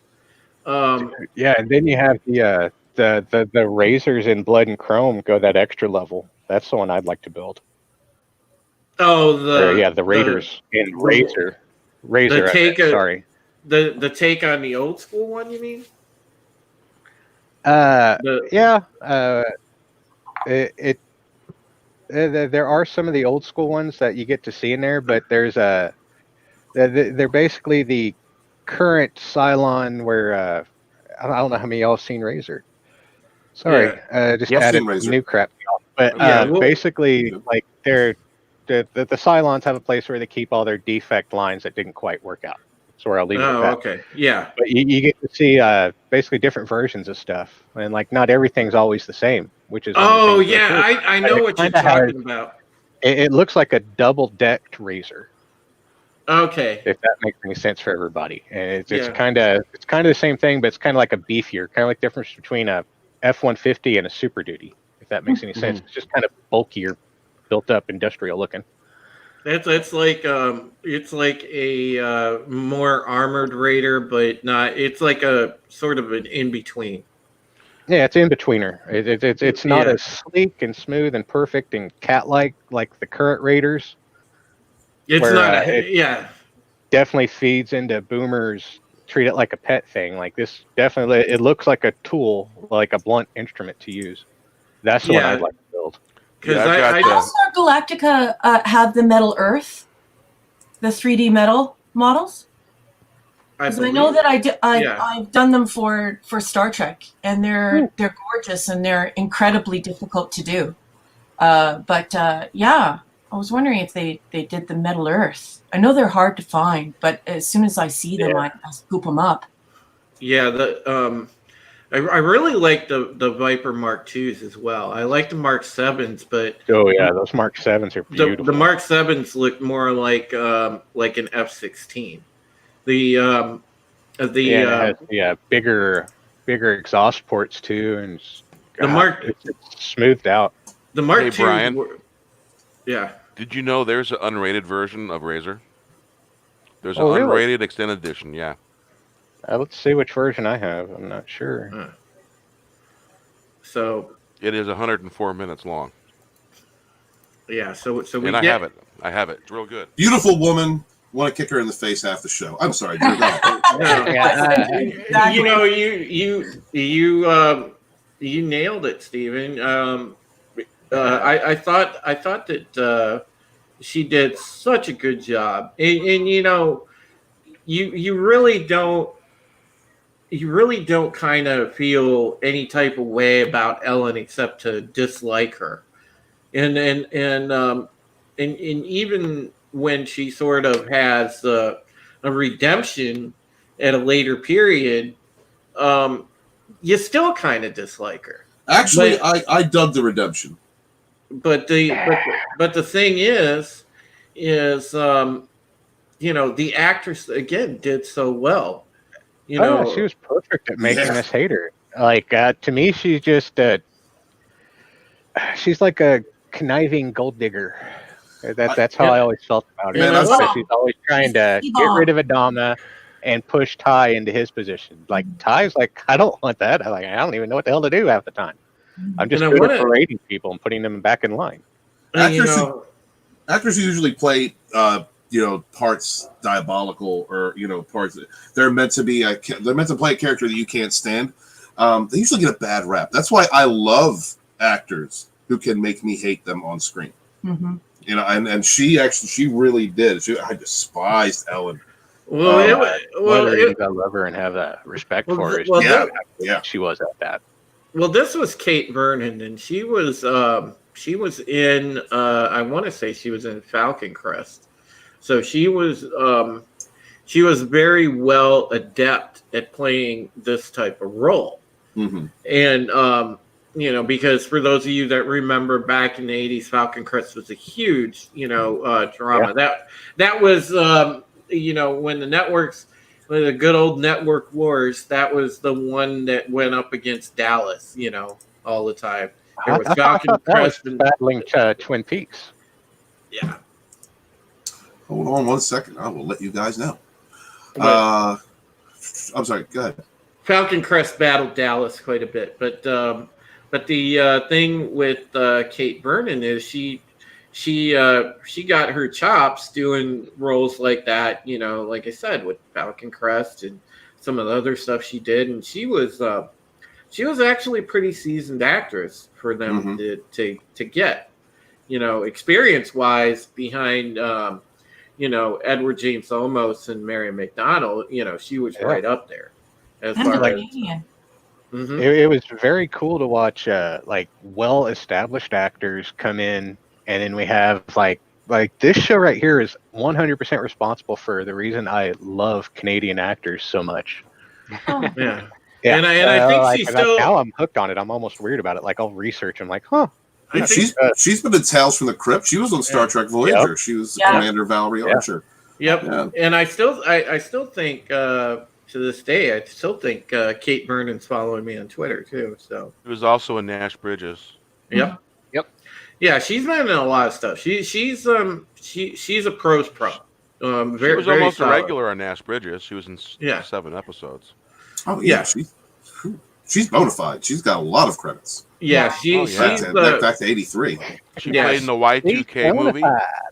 Yeah, she has 93 film credits right now on IMDb. Mm-hmm. That's a lot. Yep. Well, she's a character actor, and Canadians are very good at finding character actors. Hey, Kate, if you're single, honey, hit me up. It's all good. Did you? Hey, she also played. You guys forgot. No, go ahead, Barry. What did we forget? I don't know. Yeah. Barry, you okay? Did you hit your mute button again? You okay there, bud? Bear? I think a Dega outlaw took out Bear. Boxy just killed Bear. Oh my god. So Boxy got Bear. Find Bear. Bear, are you with Boxy right now? all right, what'd I miss? You went silent. Yeah. No, I lost internet for a second. Okay. Yeah, right when you said, "Hey, you know what we forgot?" We're like, "Wait." Yeah, you guys forgot that she also starred as Captain Sonia Alexander in Prelude to Axanar. Oh yeah. Oh, look at I gotta you. look that up. Nifty. You. But I mean, did I she was come back for looking the up her actual list. film that they were doing in Atlanta, or? She was in the short. Yeah, I know she was in the 2014. Nice, good catch. That was way more entertaining than I've- talking about. I've actually watched it and watched her performance in it, and I liked her performance in that. Yeah, yeah. Believable. Well, She was a believable starship captain. It's you're also a believable something- starship captain. It's Derek. also something about her mouth. Like whenever she moves her mouth, I just think, "Oh my God, you're so evil." It's like you could spit venom. She's so good at it, you know? Yeah, when she like presses her lips together, it's like, oh man, she's Oh, yeah. freaking pissed. Yeah. That's what she's doing. Like, are you going to eat us? Like, he's just.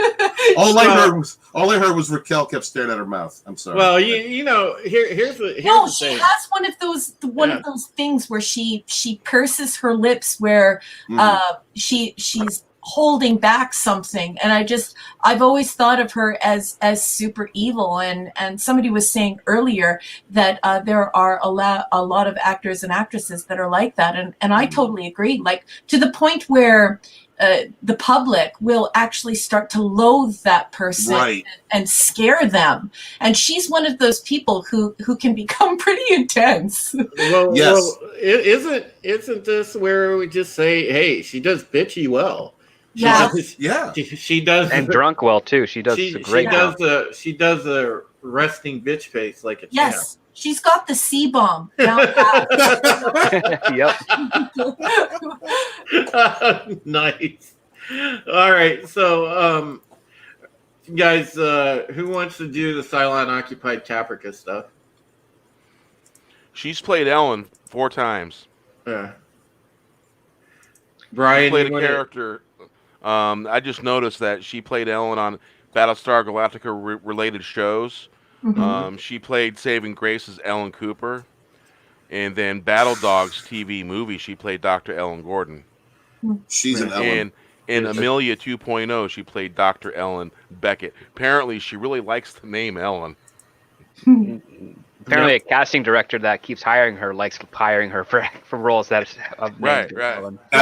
Ellen, purse your lips for me, Ellen. All right, show me that bitch face. Thank you. Yeah. Yeah. All right, get the camera in here. Let's go. All right.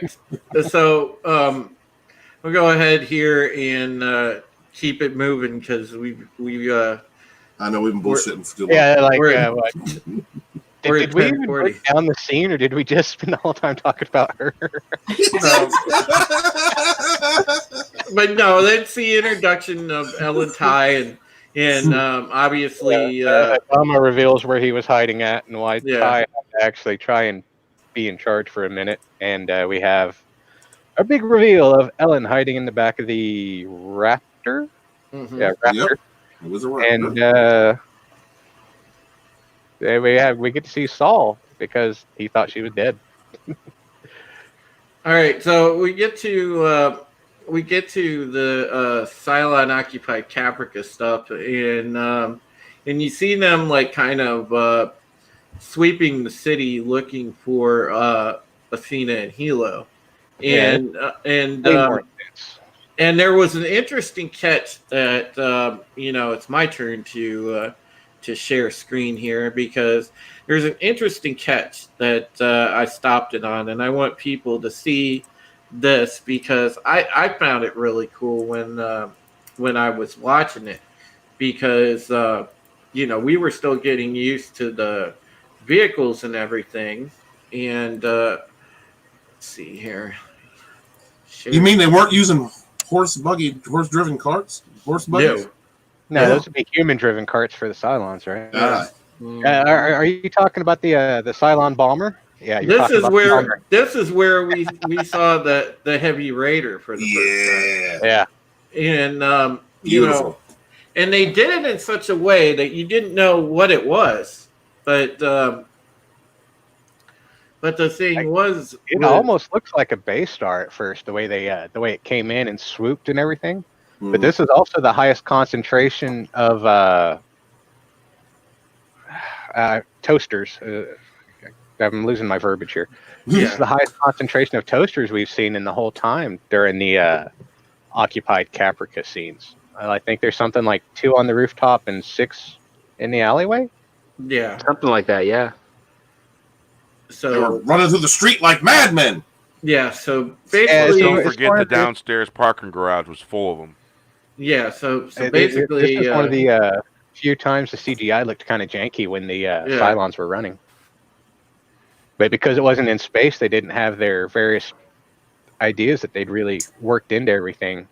Like, it does have the shaky cam effect, but I think that's what almost gives it jankiness. Well, they wanted. I think that they added that in too because they wanted an extra dramatic feel when they were running. Yeah, like every time I watch this scene, it almost feels like they're running on treadmills till it pulls back, and you see it's actually a bit of a hallway. Yeah.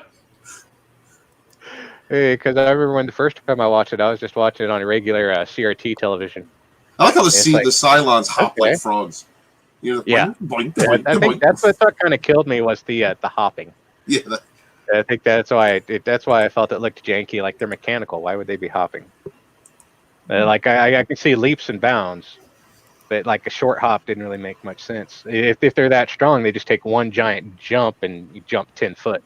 But for the sake of filming and getting the idea across, we got a bunny hop. We're just picking. Right there. Is exactly what Brian was saying. Like when it's cutting in between them, and they're talking about that, just that little exchange. It looks like, hey, Wes Moody, good to see you, and Mega Jetty, good to see you too. Great to see you guys in the chat. Hail Mega Jetty. Hail Jetty. The thing with that is, it is kind of comical because it looks like they're running on treadmills when they're bouncing back and forth between the two of them. Yeah, one of her eyes looks like it's broken too, right there. Yeah, I know. That might have blink on one eye. That might have been from the forced grope that Hilo gave her in the last episode.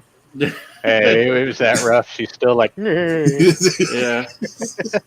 But for everybody that's playing the home game that hasn't watched the series, the reason they're talking and they're running through the sewer, guessing. It's a big sewer, by the way. No sewers are really actually that big. That don't get yourself. I'm gonna live in the sewer. I want to crawl on the sewers like that. Exactly.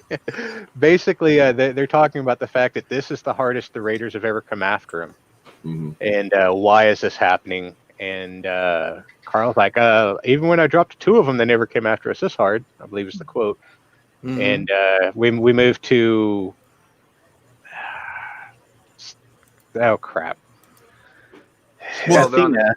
We moved to Athena. Comes up with the explain it away of well, I heard some stuff they were talking about, and they attacked the big hub. Some plans, yeah. She heard some Cylon plans, and that's why they're chasing after him this hard. Instead, the truth of she decided to say "F you" to the Cylons. Right, because Hilo just had it. He had it going on. He could sling it in a way that made her betray her own people. Props to Hilo, real G. Thank you. Yeah, that's true. He laid it. He was probably predicting how he would experience the first time with her for maybe months or years, and just laid out a huge battle plan with regards to that first encounter, and knocked it out of the park, essentially. He had the last working pipe on Caprica, and he laid it correctly. No, it's like I said, man. I think I'm missing out. I just need a woman that has a spine that glows. I think you can get those in China, but not this business place.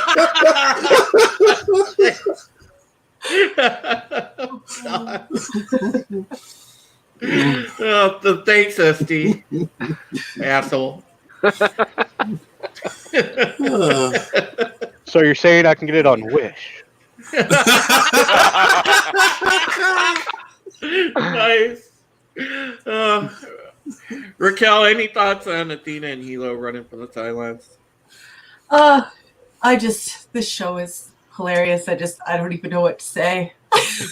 Yeah, like this is definitely one of the funny, but not on purpose funny episodes. Yeah. Because it was mostly filler, and it was really just to bring in Ellen. Yeah. I feel like almost everything in this episode could be thrown away.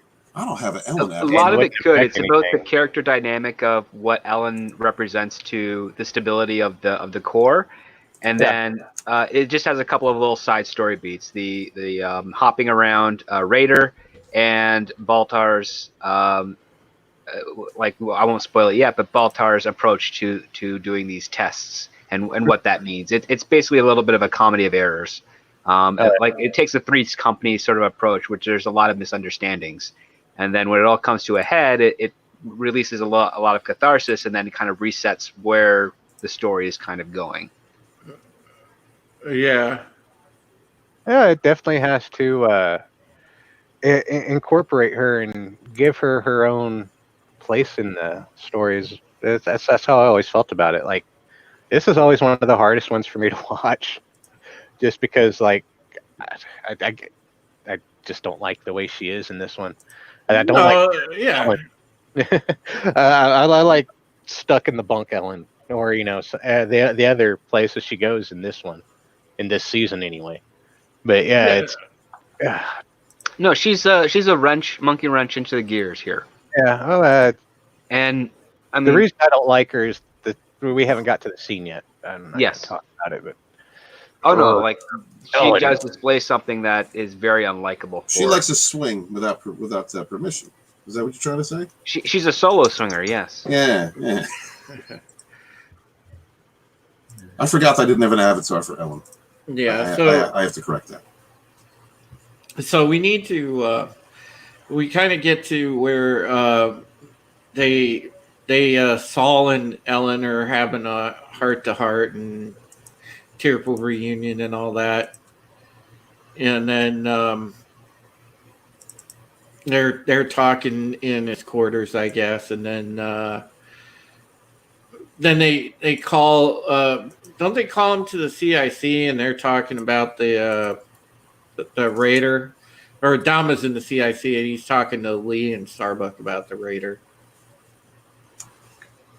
They're getting their bearings like the Raider approach, so they've already got Apollo out there with Beehive, and they're doing their thing, and it's just kind of this. It's the C plot, introduction of the C plot, which is they're collecting data on this Raider, and it's setting up it's setting up a possible consequence. Like, are we going to get more Raiders? Are we going to get an actual oh crap, the name just escaped me.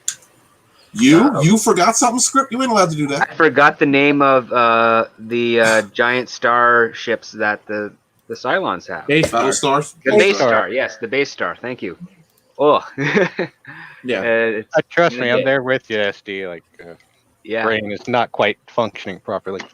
I've had to eat a lot of sugar over the last couple of days because of how terrible Star Trek Picard is. So, it's literally trying to sugarcoat it, huh? Yeah, literally trying to sugarcoat it. Absolutely. I had a tweet about that, actually. It's like I said something equating to the I don't like the sugar coated turd formula. Oh, Drew, you're so eloquent. That's exactly what Star Trek Picard is in a nutshell. Hey, Raquel liked my tweet. Yeah. So basically, Kitty Cat Roka is not good. Right. Oh, God, no. Let's not talk. We're not talking about the card. We're not talking about the card. I was going to bring it up, guys, No, but it's too distracting, too depressing. we actually skipped a scene. We missed Gaius and Rosalind, where Yes, we did. Rosalind finds out that Gaius pulled Adama's His tool. I'm sorry, blood guys. test. Well, yeah, he was pulling his tool, all right. Oh, right. Rosalind heard about it. At the ankles, Right. at the ankles, guys. Why? Okay. Anyway, we find out that Adama had his blood test stopped for the sake of testing Ellen's blood, and this is where we start to get. I don't know. What would you say this, Zesty? Is this like the secondary? It's like the B plot? This would be the B plot, or no, actually, this would technically be part of the A plot because it involves Ellen, and Ellen's character is the A plot here. She's the Right. monkey wrench into the system. Right. Okay. Yeah. And this is where basically Rosalind gets all fired up and goes full Karen on Adama Oh God, yes. and Gaius. She goes full Karen, like straight up has to talk to the manager. Straight up. Yep. I'm so sorry, guys. I know usually I'm on top of this with notes. I just didn't have time. No, it's no worries, man. No, that's okay. Yeah, we're a casual kind of a thing. I mean, I like to act professional because I want to look good in front of Script Doctor. Hashtag Script Doctor so white. hashtag Pinky's out for SD. Fine boxy. fine boxing. Actually, I wasn't able. I cannot recall the conversation between the two. What was what did Rosalind say? She basically tells Gaius that he needs to. She wants him to that's stop the blood test that That's Adama told him to do, and go ahead and restart Adama's blood test. For I don't understand like why the hell she didn't just call him and figure out why he changed it. But it definitely plays into the she's suspicious of Adama and the Leoben kind of really short thread that we're following here.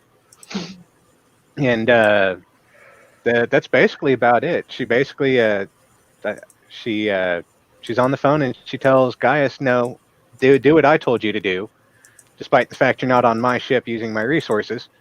And I believe then we transition after she hangs up the phone to Saul and Ellen in his quarters, and this is where Ellen kind of gets to play out and tell Saul where she's been this whole time. Yeah. Hey, Drew, could you bring up the screen share for a second? Okay. Thanks. Just for a minute. This is the tale of a man who is about to have his man card completely pulled. All right.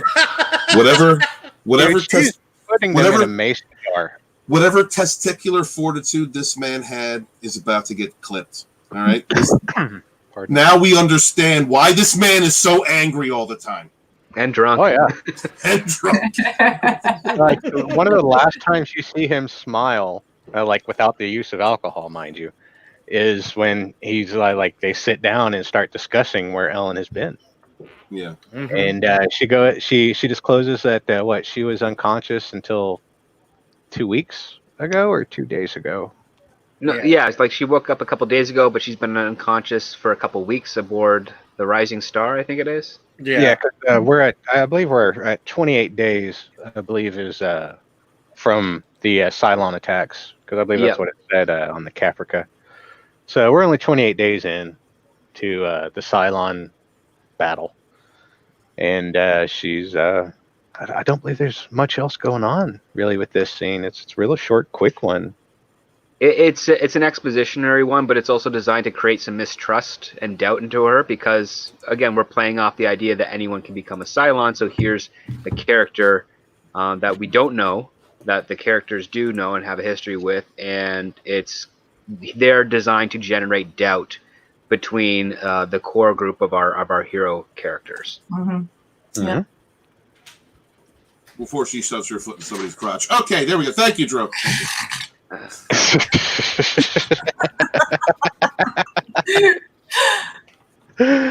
Oh Lord, yes. That dinner scene is quite. I couldn't miss. I couldn't miss tonight. I was so busy, but I could not miss tonight because this episode is so great. That's why I can't get over like just the gold digger conniving feel I get off of her. Mhm. Because she's just trying to put herself in the best position available. You know, I get that. That's kind of Yep. No matter what position she has to biological take. built in. She's a woman without actual value to what is happening in the situation. So she's desperate to have an impact in some way and use that to her advantage to survive. Because when you wake up after a couple of weeks and you find out that yes, you're one of 50,000 people left of your species, you kind of need to figure out what your importance is. Especially, I guess she's at that age where she's not able to bear children. Yeah. So what is her? How can she contribute? So now she's taking the social clout route where she's married to the XO of the Galactica. So anything he tells her, she can relay and present as valuable information to the rest of the people and maintain a certain level of status that keeps her above the rest of the So, colony. Script, you do know my baby mama. I probably know many women that fit the mold of your baby mama. And I empathize with your child. I'm sorry, Drew. No, it's all good. I'm having fun tonight. Oh man, we are so off the rails with this. We are All right, so wrong It's tonight. a screwball Man, episode. I didn't do it. Might as well be a screwball commentary on it. Oh yeah, like it fits in perfectly. That's why I'm loving it. From there, after that scene, we move into a shot of the Raider and Apollo following the Raider. Beautiful Pick shot. that one too. up. Oh yeah, Ooh. it's one of the few shots of space where it's not doing the shaky cam. Drew, would you? I'm sorry to keep telling you to do that or asking you to do that. You bring up my screenshot. Look at that. He said more. That's nice. That's I mean, gorgeous. for the time, that is gorgeous CGI.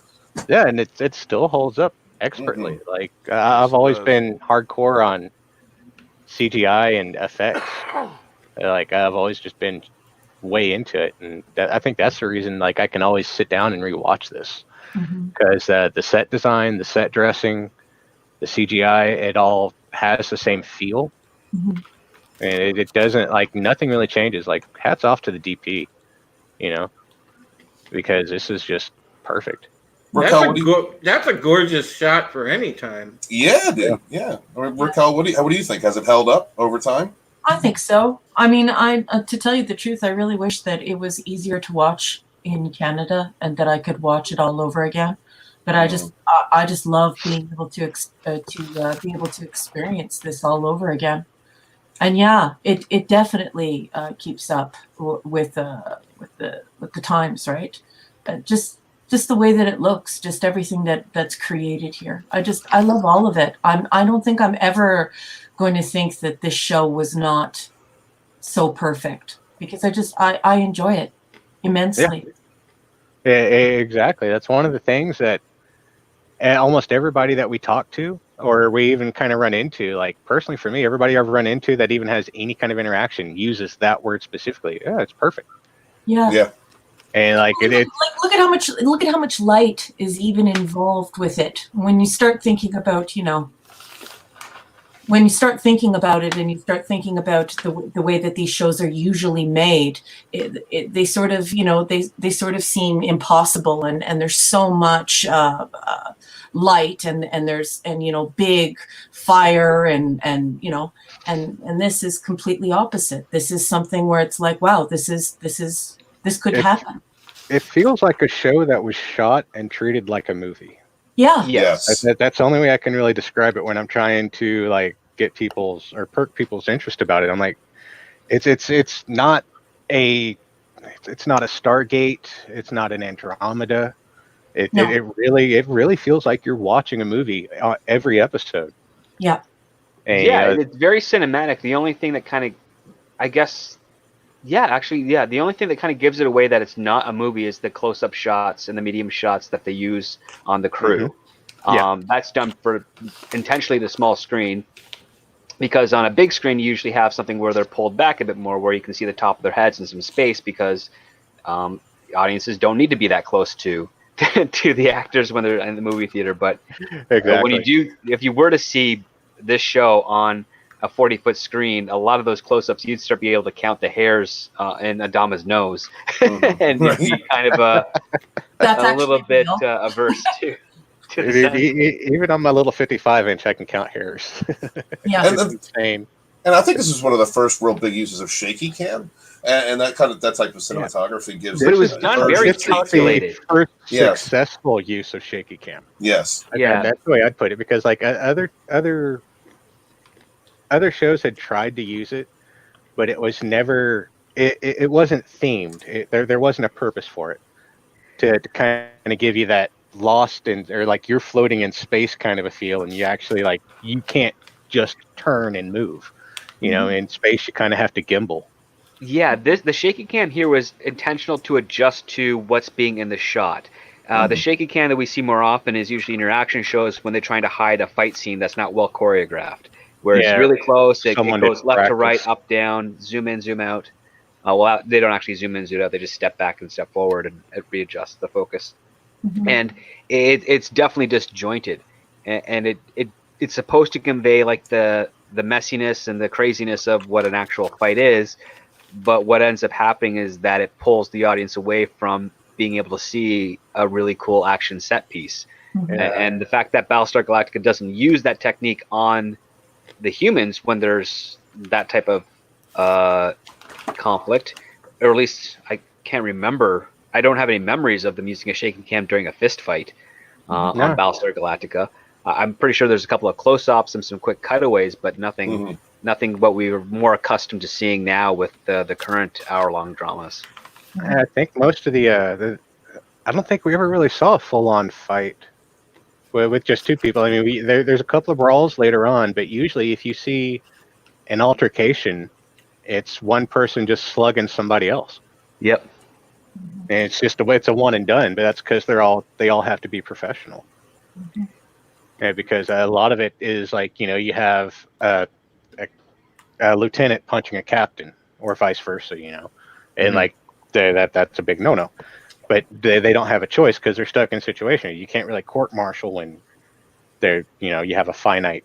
You know, there's only 47,892, I think, at this point, and it's, you know, you can't really do much about it. But yeah, it's definitely really good. Yeah.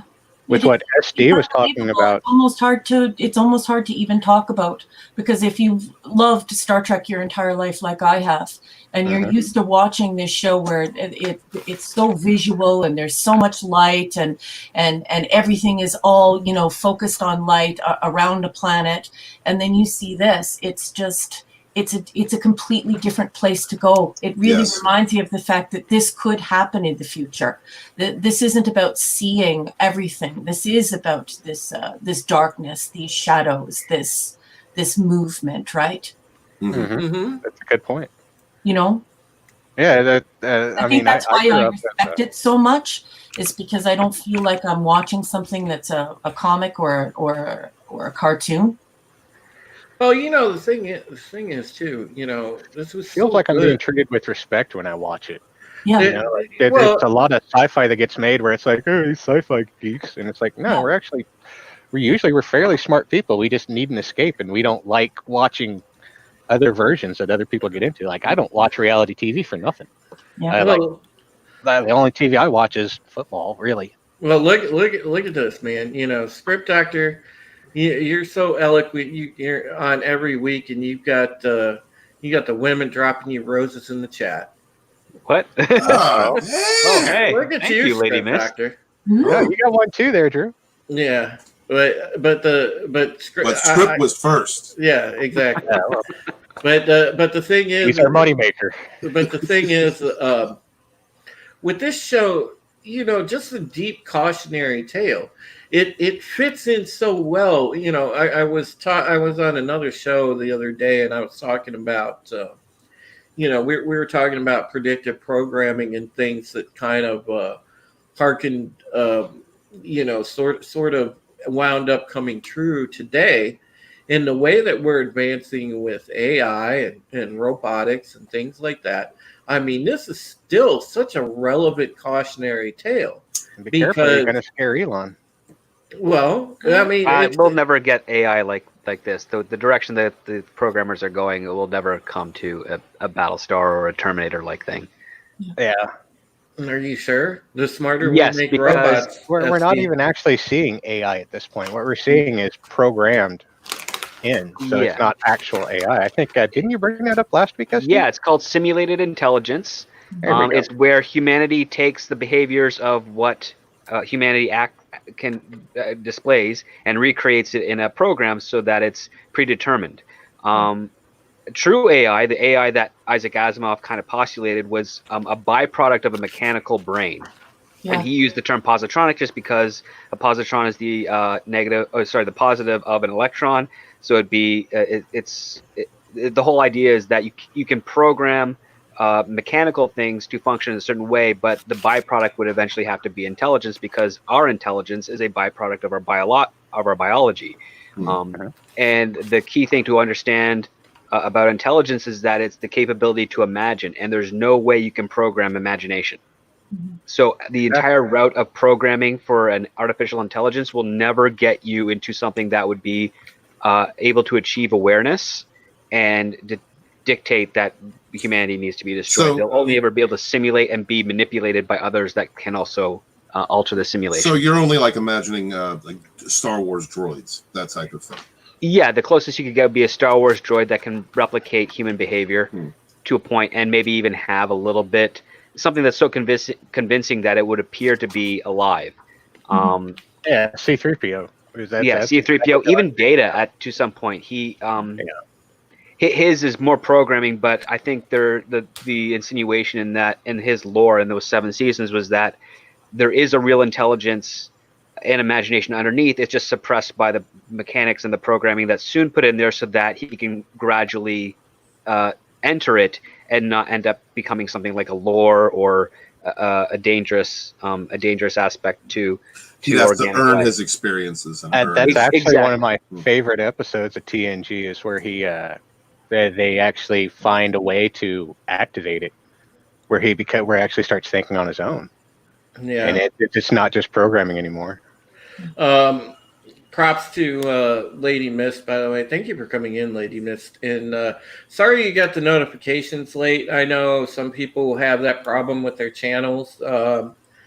Subs don't get or not getting the notifications properly at times. So I never get notifications for the show, but luckily we tweet back and forth. So. Yeah. I did get the notification tonight. Okay. The group chat's very busy, y'all. Y'all have no idea. Yeah. Sith Lord, good evening. Good to see you.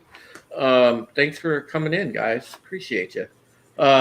Hey, Drew. Yeah. I gotta take off. I gotta help get the kiddos in the bathtub. No problem, Bear. Thank you for coming in. Go ahead, plug your channel on the way out. You can find me at Bear Nerd Fun, and you can find me on Stephen Arthur Walton's channel on the Fourth Wave, and that's Saturdays and Wednesdays, and we do alternate Sporking Podcast News, Final Death Star, Immortal Coil, and myself, and Script Doctor when he has the time. Hail to you guys, and have a great night. Thank you to the chat. We appreciate you. Have a good night, Bear. Care Bear. At the rate we're going, we've only covered 20 minutes of the show I in know. 2 hours, so we might still be here after a couple batches. Yeah, right.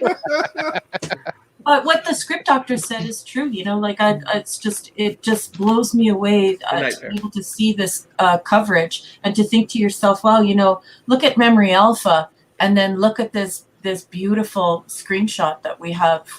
It's just so different. Mm-hmm. Good night, all. It's nice to stream with you. Nice to meet you. Take care. It was Bye fun. there. Bye-bye. I'm going to hit the play button. Okay. Trying to figure out what I'm... Where we're at? Yeah, we moved to a scene of Adama and crap. My brain is really fucking... sorry. Adama and crap?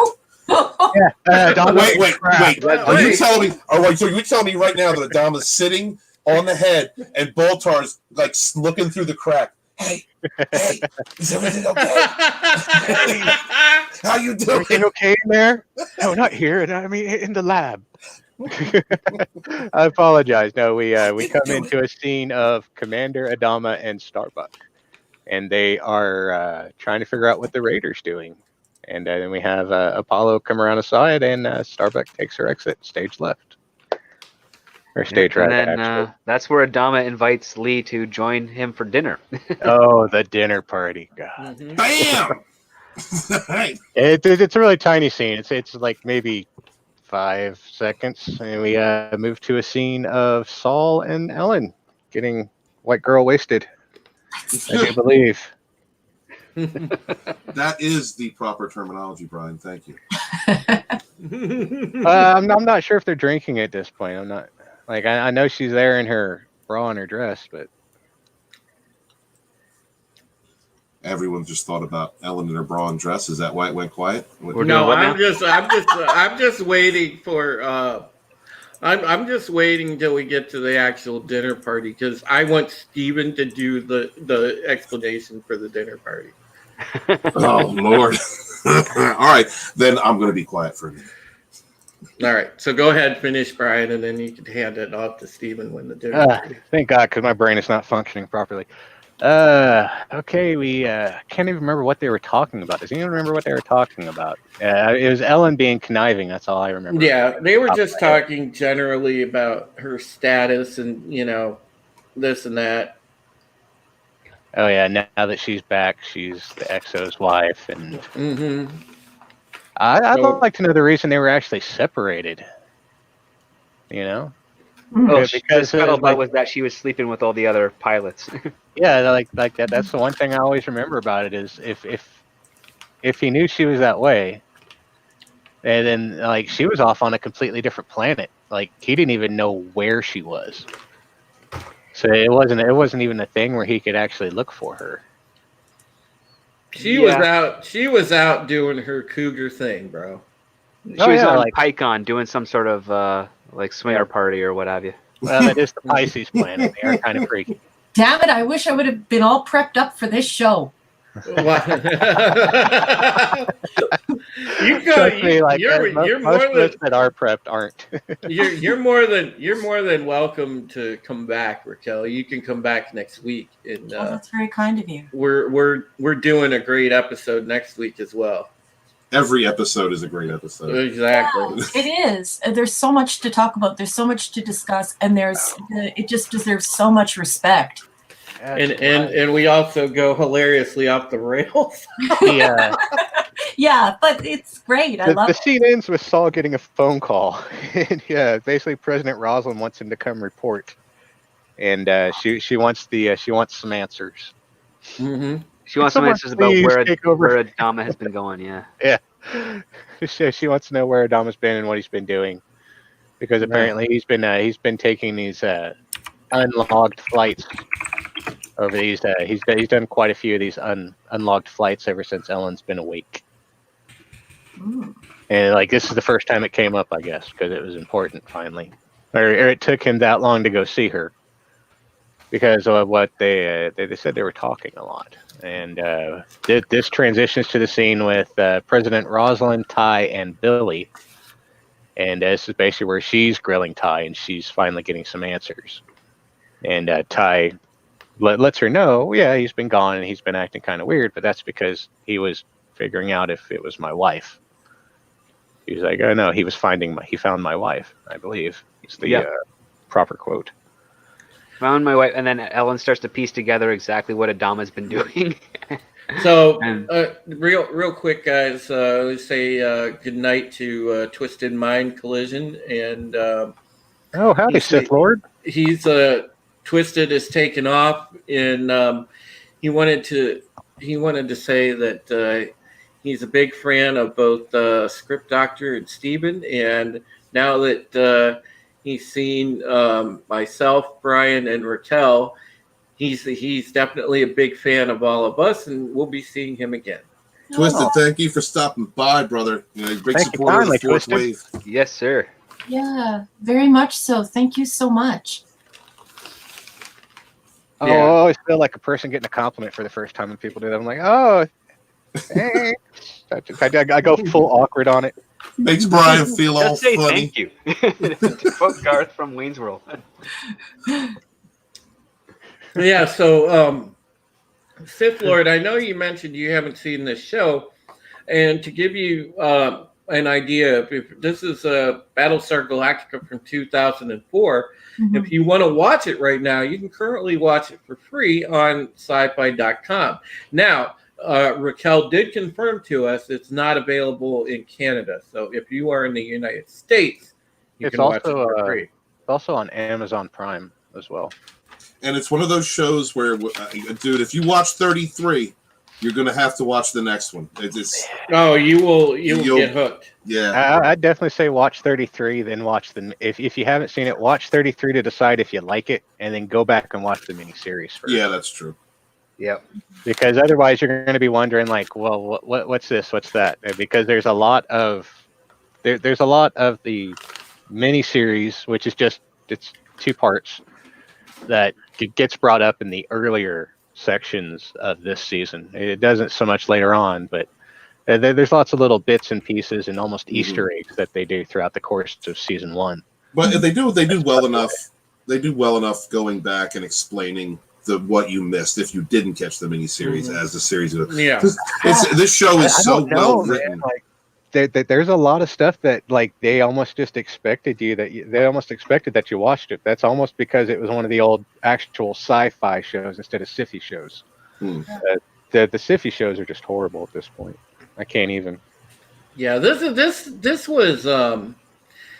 did a pretty good job. I think in the first couple episodes, it really filled in the gaps for you from the miniseries. But yeah, when it got into the later episodes like this of season 1, it just became the rundown of the last couple episodes instead of that stuff. You have to really pay attention to the first couple episodes if you want to know what happened in the mini. Sith Lord, let me explain to you how this show is. Can you bring up my screen just for a second, Drew? Sure. Thanks, buddy. Thank you. I'll give it. All right. Oops. Hold on. That's okay. There we go. Sith, this is the look of the man. This is the look of a man who had to sit at a dinner party with the president, his dad, who is the admiral, and his superior officer, who is his dad's best friend, and watch his dad's best friend get increasingly drunk. All right, and talk about shit that you shouldn't talk about at a dinner party before placing her foot up his balls. Yeah. All right. Correctly. Her foot, his commander's, his colonel's wife's foot is right now resting on his sack. At that exact moment. Yes. At this exact, he is. Oh shit! This is what this is. On a glass table, kind of a moment. This is a look of a captain in distress. All right. You can't even cough at that moment. Oh my god! Yeah. This show is good. Yeah. But no, the thing is though. Well, we're on the dinner party now, then, right? Yeah, we the only thing we're missing is it's another cut. Like, that's one thing I'm noticing about this episode is there's not a lot of duration. Yeah. In these shots is they're always really, really quick, 30 seconds, maybe a minute. We have another cut of Ellen and Tigh getting dressed for the party, and Ellen found some ambrosia, which really isn't much. And now we're on to the dinner party. Yep. So, Steven, your turn. Take it away, Steven. Bro. You're going over the rope. And at this dinner party, Ellen's sitting down. She just came back. The president wants to get more information. She still doesn't really trust all these people involved because of what Leoben had said to her about Adama. So she's trying to get a feel for these different characters and to make sure that, Adama isn't a Cylon as she is beginning to suspect. Adama is very uncomfortable. That's his wife's best friend, who he had, as Brian had said, just wanted to check out and make sure she was who she said she was. He understands the relationship. They've known each other for decades at this point. They're best friends. And he knows how bad Ellen has been for his best friend, who is just in love with her, head over heels. She has cheated on him numerous times. He has always been down for her. They've always had a fighting relationship. They've always had a drinking relationship. A very toxic relationship with each other. That's centered mostly around drinking in order to deal with their personal issues. So along with that, you have Lee, who is Adama's son, who is there out of respect, because he is for the president. He's the person who explains military operations to Rosalind, because she doesn't have a military background, to help her deal with the situation and to work with Adama more, his father. He's also there, and that's his dad and his dad's best friend. He knows these people. He knows Ellen. He knows these people. And Ellen has probably known Lee since he was a kid, but now Lee is all grown up. And as she starts to get drunk a little, then she decides to start hitting on Lee almost openly, enough that any person could figure out what was being said and what's going on. And Lee's increasingly more uncomfortable in this scene until she finally puts her foot up his ass. Just takes her shoe off and shoves it in there. She starts counting the change in his pocket. Yeah. Her toes are very nimble. She's counting hairs there, SD. What do you mean the change in his pocket? She's counting hairs. Because they're in their dress formal uniform at that point.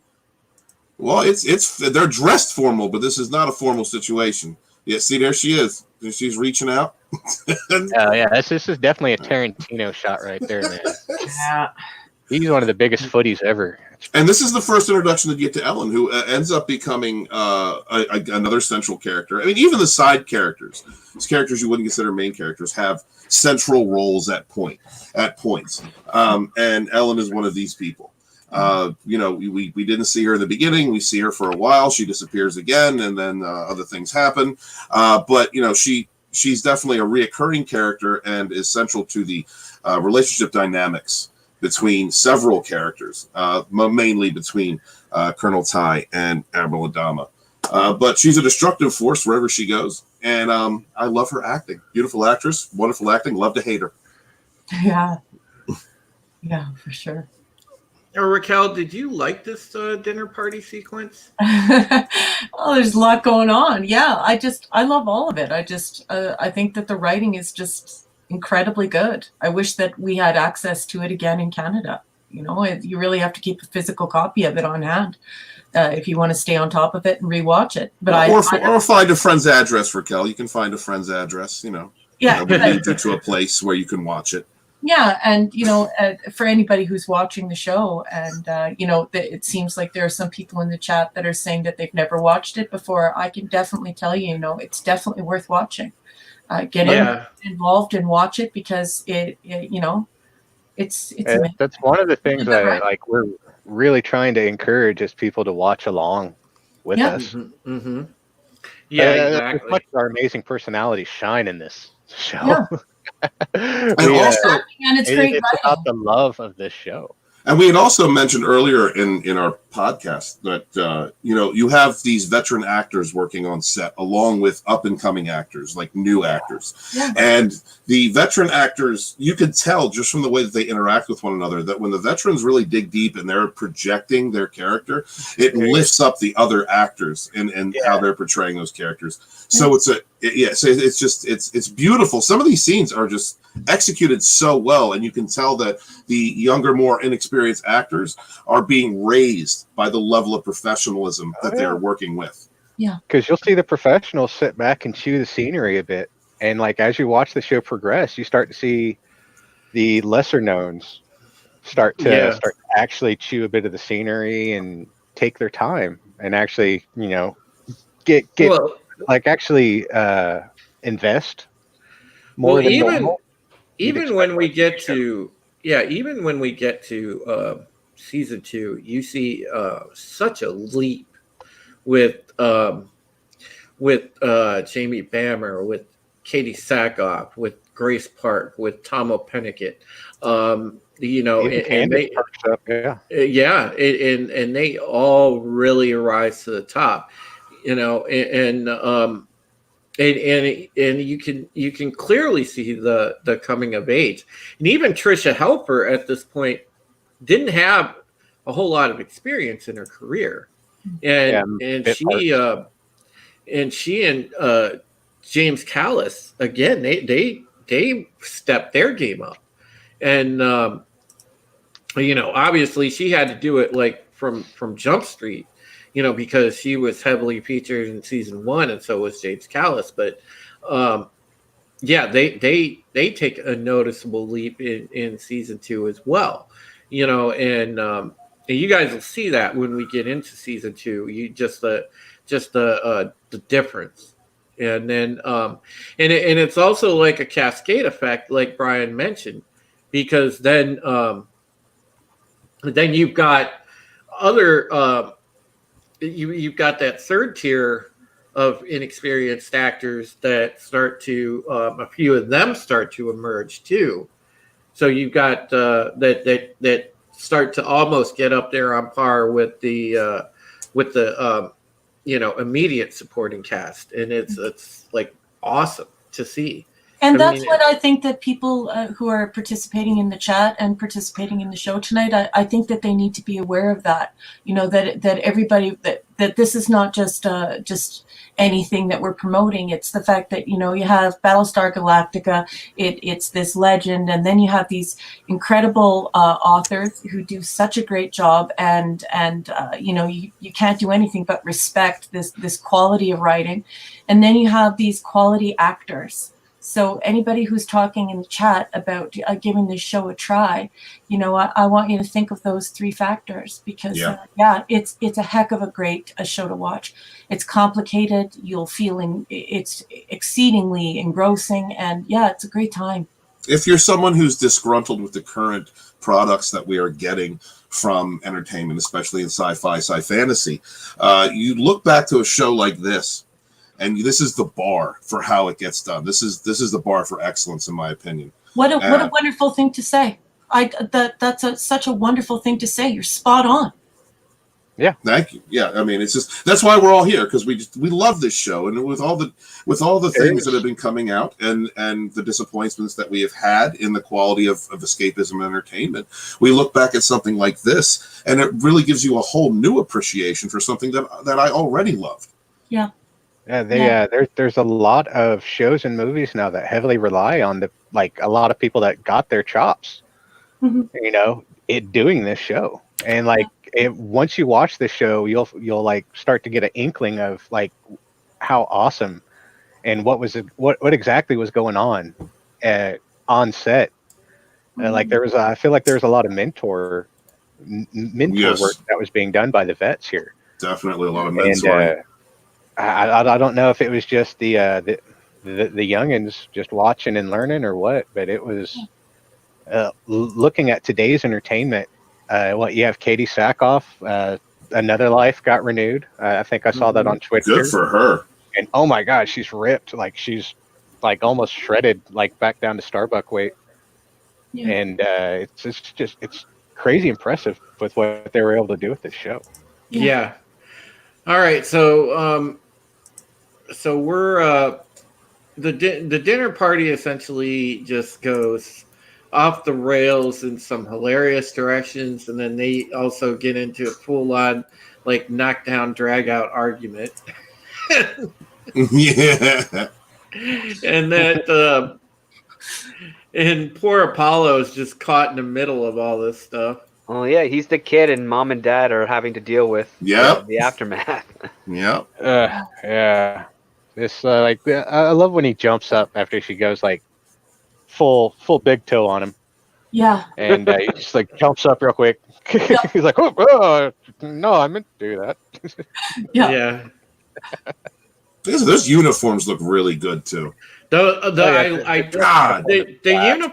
uniforms in the show were great. I like the officer blues. I like the dress uniforms. They're very Thunderbirds. Everything international rescue style right there. Yeah, everything looked really, really double good. Sash. Yeah, or the sash and cummerbund.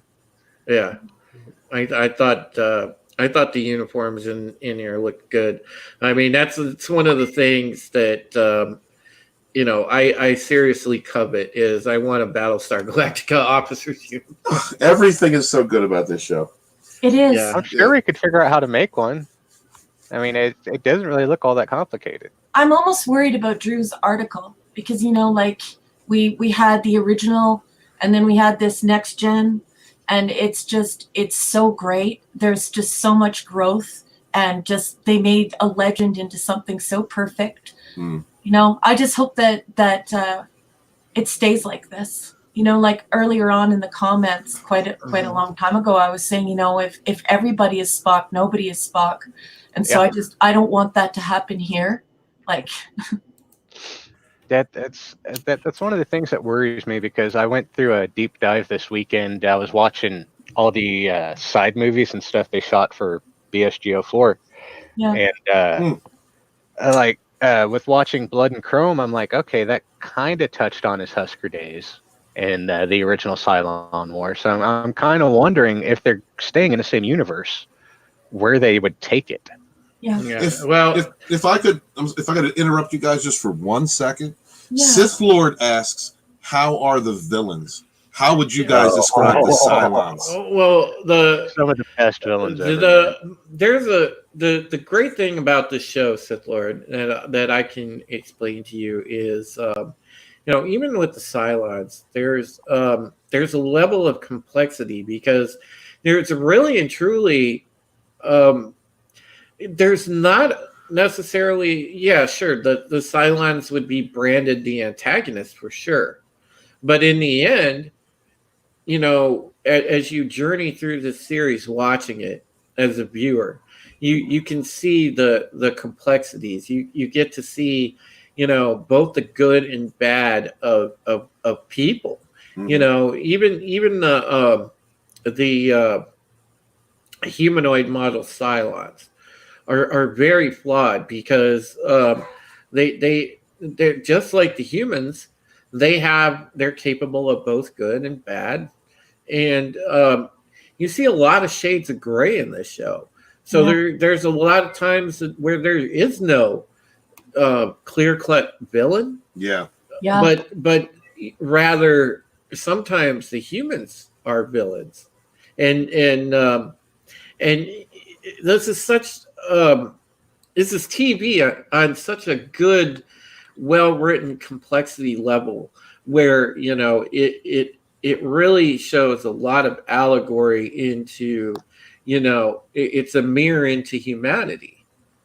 You know, you see the constant struggle that every human being has with good and evil, and the capacity to do both. Oh God! And it's fascinating. It's all I can say, Sith Lord, is this show is absolutely fascinating to watch. Brian, are you getting a bunch of boob pics in your phone, man? What's all the notifications?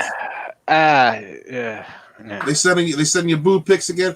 Well, listen, people, will you stop sending Brian boob pics? All right, he's inundated that. Stop sliding into his DMs. Give the man a send break. them to Tom Connors Jr. He asked for them. Tom Connors Jr. After dark. No, it's not that. Moira was asking me what I was doing, and I was told her I was in stream, and I'm like, yeah, there, speak of the devil. Hi, Moira. But no. I also have other friends that don't know I do any YouTube stuff, and they're like just texting me at odd times. So I apologize. I got it on mute now. But the thing is yeah, Sith Lord, this is you're going to be highly impressed when you watch this. So yeah, it's definitely it's something that I personally have been able to rewatch like more than 8 times, like in entirety. Yeah, and if you don't like doing rewatches, there's tons of other little side things that go along with BSG04. You have the miniseries, the 4 seasons, Razor, Blood and Chrome, the webisodes, and the plan. Mm-hmm. And yeah, I haven't there's watched so the many webisodes things yet, or the plan. That's it's my plan for this weekend, is watching those 2 during the little bit of a downtime I have. All right, so let's get it in, bring it home, guys, because we're getting to 3-hour mark, aren't we? We're already on 11:35. I blame Raquel. All right, Steven. It's not her fault. Does anyone want to wrap up the dinner party? Yeah. And the pacing increases greatly after the dinner party, because now it's just bang, bang, bang with the story beats, and everything's kind of coming to a head. Yeah. So you get all the hey Stig, how are you? Good to see you, Stig. Hail, Nobody Stig. in the chat. Hail Stig. Hey, Stig. So, All so right. yeah, the dinner party's wrapping up, and keep going through, Stephen. And Oh wait, President Roslin saw him hand her shoe. mhm.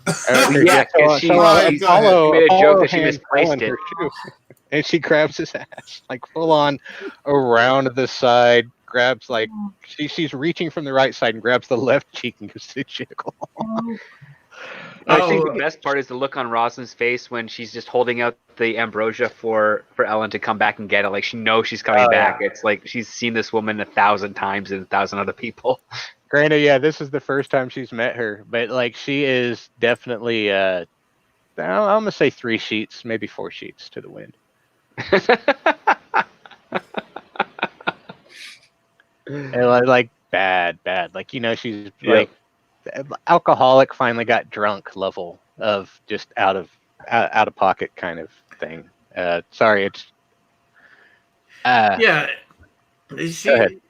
No, I was just gonna say, yeah, it got very crazy there. As like it was just hilarious. She just cops a feel on Lee, and I was like, damn, man, what? You don't see chicks do that too much now. Oh, and the great thing is the way that like if you break it down in your mind, you know that President Rosalind saw her grab that cheek just because the way the shots were done. Yep.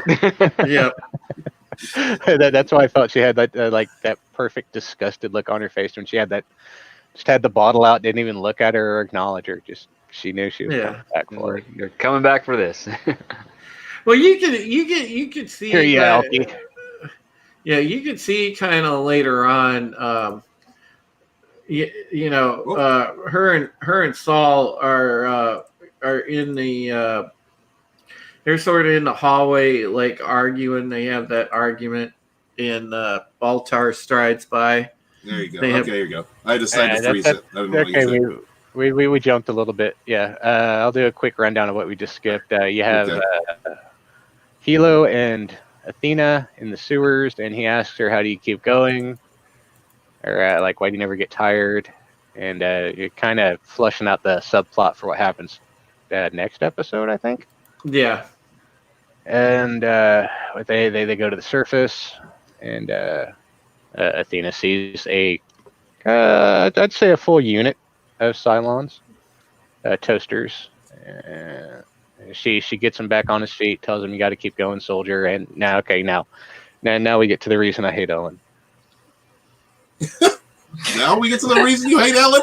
Oh, yeah. You didn't hate her because you was hitting on the Oh kid. no, it's No, like wet paint. I Oh loved it. God, where you frozen? Yeah, this right here. The main reason I hate Ellen is because she's like out there and like in that walkway where anybody obviously can walk up because Gaius does, yelling that Belladonna doesn't know where Earth is, and like that is one of I think that's the last really trusted secret that's being held from the public right now. And she doesn't even know that it's a secret. She's just assuming. Yeah, and Like because of her position, yelling it out. Well, and because of her position as the wife of the colonel, everyone who would hear it would think it was. Yeah, she It was knows real, this. yeah. She knows this information. Yeah. Yeah, it's like this is real information. Yeah. Yeah, And, one of the things she's establishing right off the bat in this episode is, I'm going to use my position as your wife as status. I want people to think I'm a rich bitch. Mhm. Gold digger. Essentially. Again, she needs to have value, and she doesn't have it if she's not as connected to Tigh. Mhm. But yeah, as much as I hate the character, I love the actress because her playfulness with the way she did this scene is just awesome. Like she literally just looks like a grown up kid. Yeah. And like these smiles that we see here are some of the few actual smiles I think I've actually seen out of her in this show. Yeah. Yeah, like I said, just Kate- seems very forced. Kate, hook me up. Hit me up. And we go from the screenshot right there, and Gaius walks up, and he has Angel 6 with him. after he walks up as she's yelling, Belladonna doesn't know where Earth is, and Ty's trying to get her. Oh God! Yeah, that shot. No, go back. That was perfect. Oh, sorry. Huh? Tie between Sorry, ties. I was eating lunch. What's up? Eternal tie between two thighs. There you go. You know that move where you have to use the thigh as a napkin so you can. Yeah. Good Lord. I'm sorry. Oh, Yeah, man. women don't always like that unless you're doing a really good job. Oh, I didn't say they like it. Oh man. I know, Raquel. If you have to talk while you're doing that act, there's something that's really important. Like, It's something really important to say. Yeah. You just don't talk when you're doing Hold that. up, That's wait. rule number one. Wait. Now hold on. I think I've discovered something here, and I'm gonna have to nope out. I want to hear him It's the grumble only and reason complain. you'd be talking. I want to hear him grumble and complain in that position. What are you doing? Don't you have some word with me? Oh God. Oh boy. And she starts flirting with Gaius very hard. Mm-hmm. And Well, of course, he's right there too. Like, of course, Six is playing her role because she's always like She always looks good encouraging in Gaius this to. photo. God, she's Yeah. beautiful. She Yeah, definitely she has is. the gold dust going in that one. Yeah, she. Yeah, she there's looks sometimes great. you can definitely tell that they did specific makeups with her. Mhm. Yeah. Because normally she has like a like almost a silver powder, but this one they definitely did a bit more gold. Yeah, she looks really good there. Passing the Look at her baton, face. Steven, your turn. I was just like, hey, you can get in on this if you want to. Right? Exactly. We're having a key party later. You want to come over? Exactly what it looks like. That's exactly what it looks like. I know. It's funny. And he's just like, yeah, it's been there before. Just, I thought we were starting over.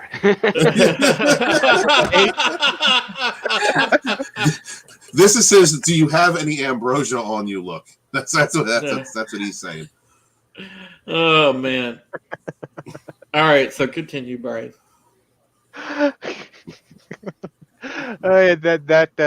Basically, Gaius has his intro with Ellen, and then Ellen and Saul start fighting and bickering about his position of power. Anybody wants to go into that? Sorry. Well, here he's fighting against his addiction to the drink and his responsibilities to himself, his position, and the rest of the human race. Mhm. So we see this great little emotional tug of war, where he has to figure out which head is he going to think with when this one is around. Mhm. Yeah, she even offers him a drink, and he says no. Mhm. Yep. Which showing a great amount of growth since when we saw him in 33. So Oh Yeah. yeah. Yeah, I actually remember. I Coffee cup. actually fully remember this scene. It's so important. So yeah, I totally agree. He really struggles here. He has no idea which way he's going to go, and while you're watching, you're not sure what he'll choose. Right, Well, exactly. especially from the way that the character has that we've seen him. Yep. But yeah, this is an important moment in him as far as what he's dedicating himself to. He's been in a position where he had to back up his best friend, protecting the last of the human race, and then this destructive element re-enters his life. One that he's addicted to just as much as the drink. Mhm. Yep. Oh, that's a good point. Yeah. More so even, yeah. Yeah. and then the things that she says to try to hook him deeper into her grasp about the accusation of what Adama was doing when he was visiting her, and the paranoia, like, and the desperation that she needs for him to be a part of her life. It's the stuff of brilliant manipulators. Mhm. Oh, yeah, Yeah. she the scene ends with her leading him by the hand to go confront Adama about this, and how the hell she knew that they were in the science lab, we'll never know. Yeah. But yeah, she started accusing Adama of having an interest in her. When Adama, honestly, he isn't a blonde guy. He's more the auburn. Yep. All right, who wants to lead into the next scene? Not it. Uh-oh. Go ahead, SD. All right, so here is where everything sort of comes to a head, where Adama discovers that Baltar has been oscillating between two tests at the behest of the president and himself, and that nothing is done yet. And so Adama is trying to figure out why that is. And as things start to escalate, and he explains his reasoning and rationale to why to put priority on Ellen's blood over his own test, Ellen comes in and says, "Yes, you're the one. See, I told you he was visiting me. He wanted me." Yeah, And it was perfect timing for his line and when they walked in. Mm-hmm. And Adama's just like, "What? Are you serious? Like, I'm not interested in her. I'm doing this for you, and I'm doing this to protect the people." And everything just starts to. It's basically the reveal. All questions start to become answered. Rosalind kind of gets annoyed with her too at this point and tells her, "Shut up, Ellen," or something like that. Shut up! Yep, There it is, right right there, here. actually. Shut up, Ellen. Comes out. Oh, look at Gaius with full 70s, like full chest of hair hanging out there. I thought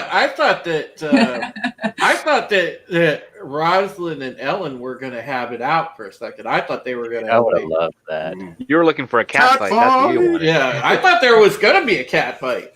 Everyone loves a good cat fight. I think Rosalind would have kicked Ellen's ass. Yeah. Cancer and all. Cancer and all. Yep. That would have been the end of Like, I used to deal with children like you when I was a teacher. it. Right. That's definitely the way it feels like she looks at her, is like she's just another kid. Her mentality never progressed to that of an adult. She's too busy caught in the now and not, careful planning. And hasn't really faced any consequences for her actions. Oh no! And Baltar's like this scared, smirmy character in the middle of all this who doesn't want to be around this conflict. Well, so is Lee. Dude, yeah, I mean, you have so Commander is Lee, and dude. He's like having like, a what the hell? very heated argument, and like they are like watching without volume. It literally looks like they are actually like yelling at each other. Like there's, you can see the strain in their neck as they're having a little back and forth before Ellen and Tigh come in. But basically, Commander Adama is telling President Rosalind, like, no, I was doing this because she is destructive to Psy. Yeah, and if she's a Cylon, we have an excuse to kill her. Yeah. And you guys look at the stress on Adama. He's just like, he's been through this situation before countless times with this man's wife. Yeah, he's like, oh god, not again. Not again. Yeah. It feels like a Thursday. That's what he's saying. It feels like a Thursday. I totally forgot about the Bee Gees' chest hair. I totally forgot about that. Oh no, Barry Gibbs, yeah. Like Who pointed that out, Brian? Was that you? Yeah, like, oh yeah, He needs a gold chain and a porn stash. That's it. Yeah. Leather jacket and a Trans Am. Oh god, yeah. Well, it's funny that you say that because all Baltar's trying to do in this show is staying alive. So. Wonk, wonk. There you go. Oh my god. That's a classic. Remember, you can tell by the way he walks, he's a ladies' man with 6. So, there's all these. You can just keep going with this if you want. Oh god. Oh god. All right, so let's keep it moving. Keep going, SD. So here Ty's trying to, figure out what's going on. We have the dramatic irony here where Ty's starting to learn all the intricate pieces that are being played out throughout this weird evening that has occurred in his life. And thankfully, Gaius Baltar has the test results for the blood at this point, I believe. And it is he reveals that yep, she's who she says she is. All the bars came back green, and that sort of quells everyone's. They all come back green. Everybody wins. Exactly. There you go. Yeah, everybody wins. You get a green. You're a human. You're a human, and you're a human. And we see a very sinister aspect of Baltar's plan here, where he has secured himself for the rest of his life in this position of testing everyone in the fleet.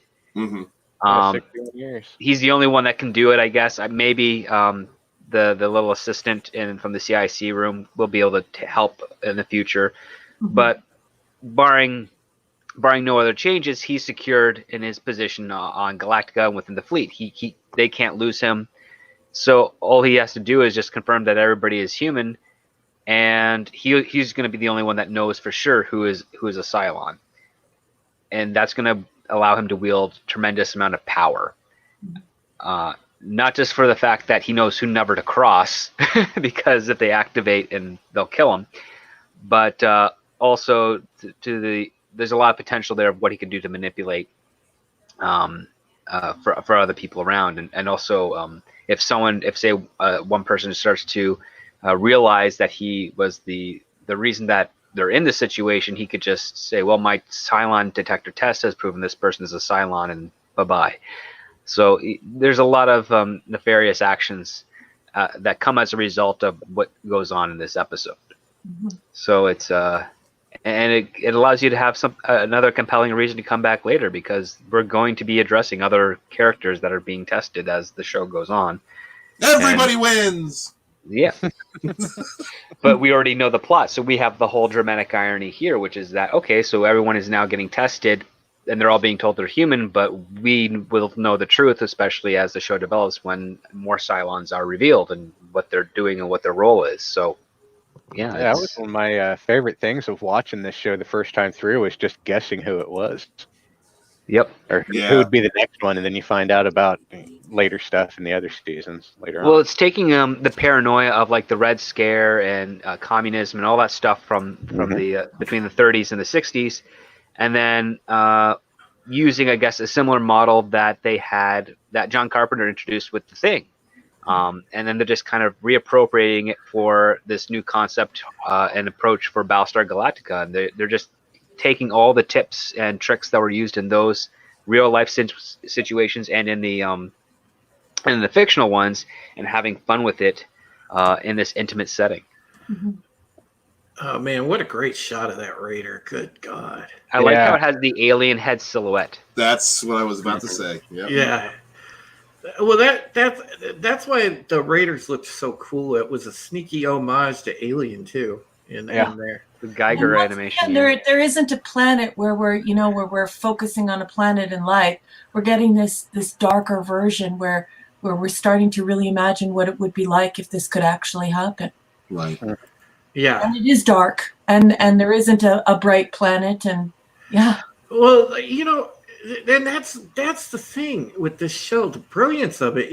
It's the same way that The Expanse works, guys, in the sense of, you can take a dark setting and work with it, and still have good storytelling around it. And the difference it makes is, oh my God, night and day. Now, when you look at I hate to segue back to Picard, but it's a comparison right now because it's a current thing.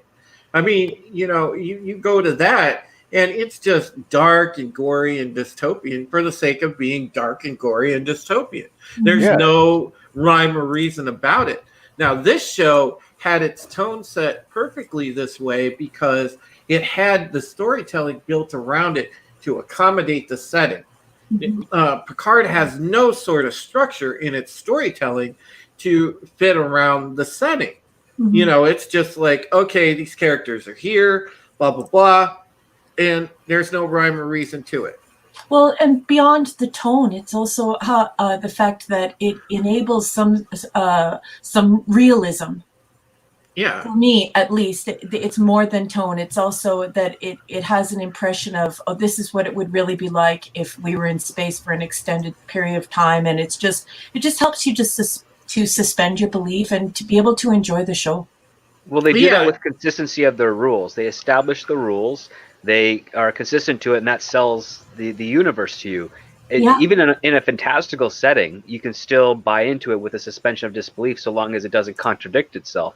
And that's one of the advantages you have, especially when you decide to take a grounded approach to a science fiction concept. The other thing that they haven't addressed in the season yet, which, if memory serves, I think they do, is that these guys are on a ticking clock to eventually go stir crazy. They're not seeing natural sunlight. They're not being able to go outdoors. They're breathing recycled air. Yep. Eventually, it's going to get to them and it's going to break. And that when that happens, it's going to lead to some pretty interesting stories. Exactly. Yeah. And I like you alluding to it in that way, Script Doctor, because again, we're not giving anything away, and we do our best on this show, guys, not to jump too far ahead for you and not give anything away, so you guys can enjoy the natural goodness that's in this show. Oh, and the rewatch value is off the charts. Oh guys. God, yeah, absolutely. I mean, this is one of those things where grab your girlfriend, boyfriend, sit down, and I mean, you could just binge this thing. And literally, you'll be hooked in from the first episode. I mean, you guys will be like, oh, we're just gonna watch a couple, and next thing you know, you're watching a whole season. You'll be like Quagmire when he first discovered internet porn. You're done. Your friends won't see you.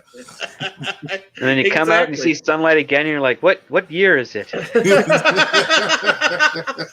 Exactly. And that's the value and the immersion that Battlestar Galactica provides.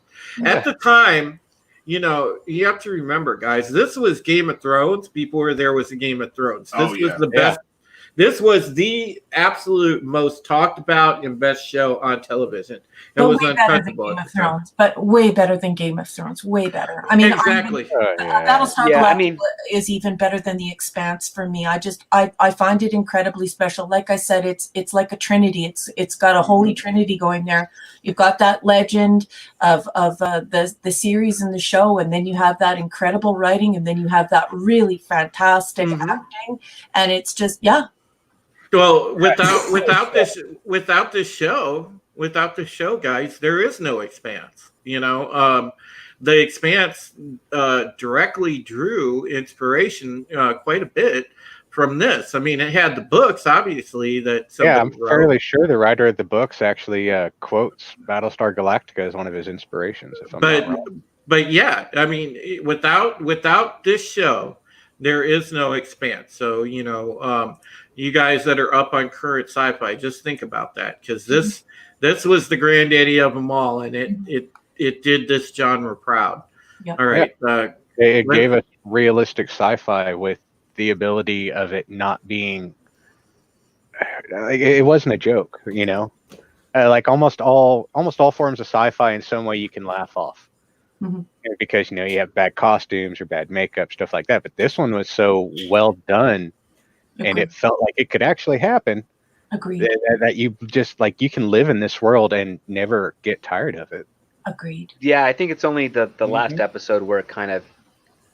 I can't wait to get to the last. I can't wait to get to the last episode. Sith Lord, plug your ears. Sith Lord, plug your ears. Sith Lord. I don't know why people don't like it. Yeah. All right. We're take SD off on a side note and talk to him. We'll talk about this next year, Brian. We'll discuss this next year. We'll have to discuss it next year when we catch up to that. Yeah, it's going to take us at least a year because 52 weeks, and we do take some vacations here and there. But there's enough episodes. We could stretch this out for a long time. Oh yeah, we're gonna have a ball with this. You guys are in for a ride with us because, like I said, we're doing all 4 seasons, and it's gonna be glorious. So we'll have to do playlists on your channel for each season once they're all wrapped. And at the end of every season, we're going to take into account all the different boxy stories. Oh, God, yes. Yes. And we're going to decide which one is the best, which one is the most viable. What? # find boxy. Exactly. # find boxy. That's something we should push together. We should do the boxy awards. Yes. We're going to. That's a thing. Which character will get boxed this season? Yeah. We should do the boxies at the end of a season, and I really wish I could figure out how to make it where y'all can watch the deleted scenes too. Yeah, we'll figure something out. Yeah. All right. So let's bring it on home. Go ahead. Do you want to continue, Script Doctor, or somebody else want to go? Please keep going, Script Doctor. Well, okay. So it ends out with Kara suspecting that the Raider has been playing them this entire time. And what ends up happening is that Colonel Tigh decides to launch the first fleet to take out the Raider, and lo and behold, the Raider sort of repairs itself miraculously, swings around, and makes a beeline for the bridge of the Battlestar Galactica. And as it gets closer and closer, the patrol is getting further away from it, trying to catch up. And luckily the first fleet is there to intercept and take it out before it rams the ship. Yeah. And the Raiders does the kamikaze run, and thankfully at the last second, the alert fighters take it out, which is fortunate. That's the observation room that we saw in the very beginning. Yep. Okay. And Adama asks Lee, did he do the order? And he's like, no, it was the XO who asked for it. And that's kind of where these two guys kind of reset their relationship again, where Ty's like, this is my job. I'm responsible for these people. I'm not going to screw it up. And Adama's like, yep, I believe you. I trust you. And, your wife's a bad egg in your life, and you know it, and I know it, but, I respect the issue that you have at hand, so just keep your head about you, and we'll do okay.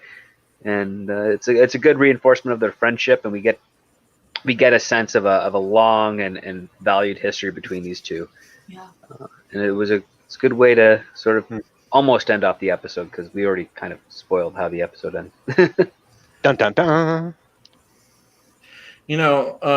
Yeah, and you get to you cut to that scene right after this with back on Cylon occupied Caprica, where Doro and Caprica 6 are taking a walk, and they're discussing Hilo and Athena.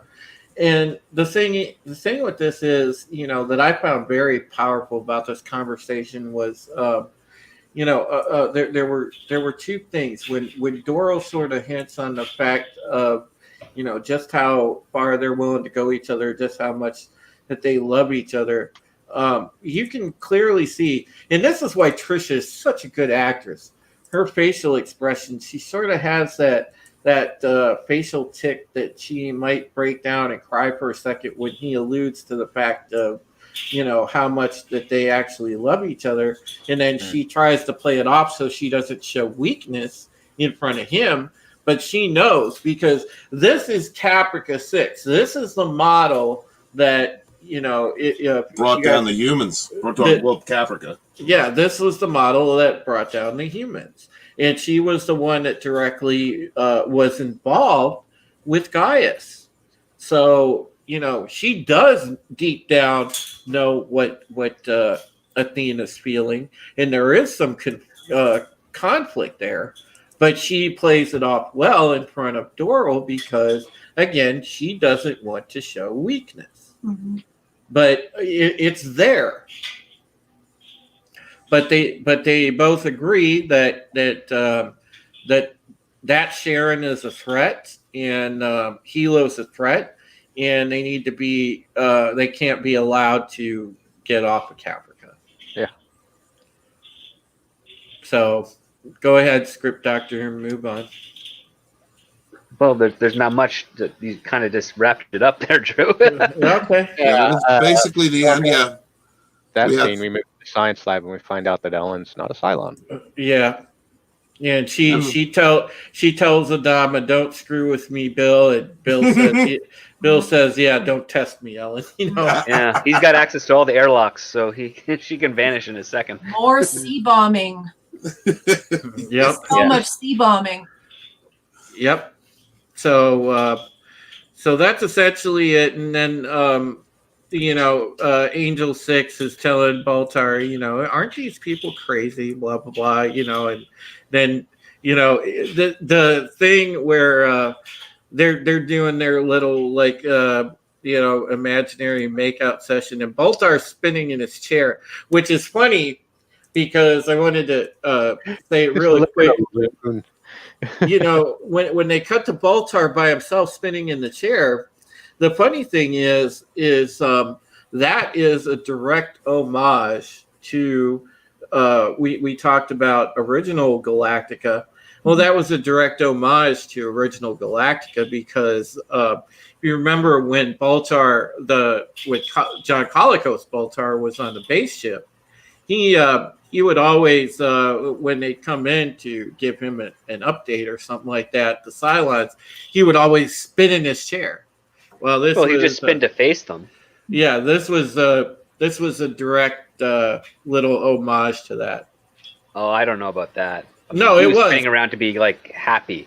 Like he wasn't kind of like Yeah. facing away and then spinning around maniacally to the person opposite. No, I know, but it was like a loose homage to that. I think you're reading into that a bit more. They confirmed that. They did? Yeah. Huh. It was supposed to be an homage to that. I'm definitely gonna have to watch the first version. You're definitely gonna have to do it, Brian. There's no way around it. And remember, when you get to the episode, I can't remember the name of the episode, but when you see the Cowboy Cylon, think of Script Doctor. Yep.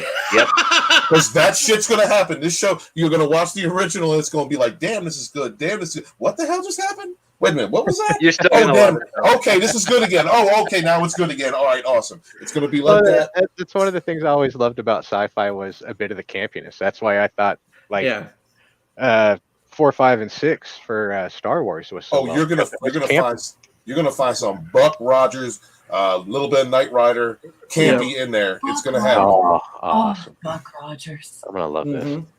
But the thing is though, at some point too, I do want to actually have a panel, like a special episode where we do a panel and kind of I want to have an honest debate about the TOS versus this and see because I know that there's some people out in our fandom that feel very strongly and passionate about the TOS when it comes to Galactica. And one of the people that I want to reach out to get on that panel for sure is Ichibaka. I was about to say, he's definitely a TOS Galactica guy. One of the hardest chapters for me to write in the Fandom Menace Volume 1. Sorry to plug my book, but one of the hardest chapters to write was the Patient Zero chapter, because I have to go over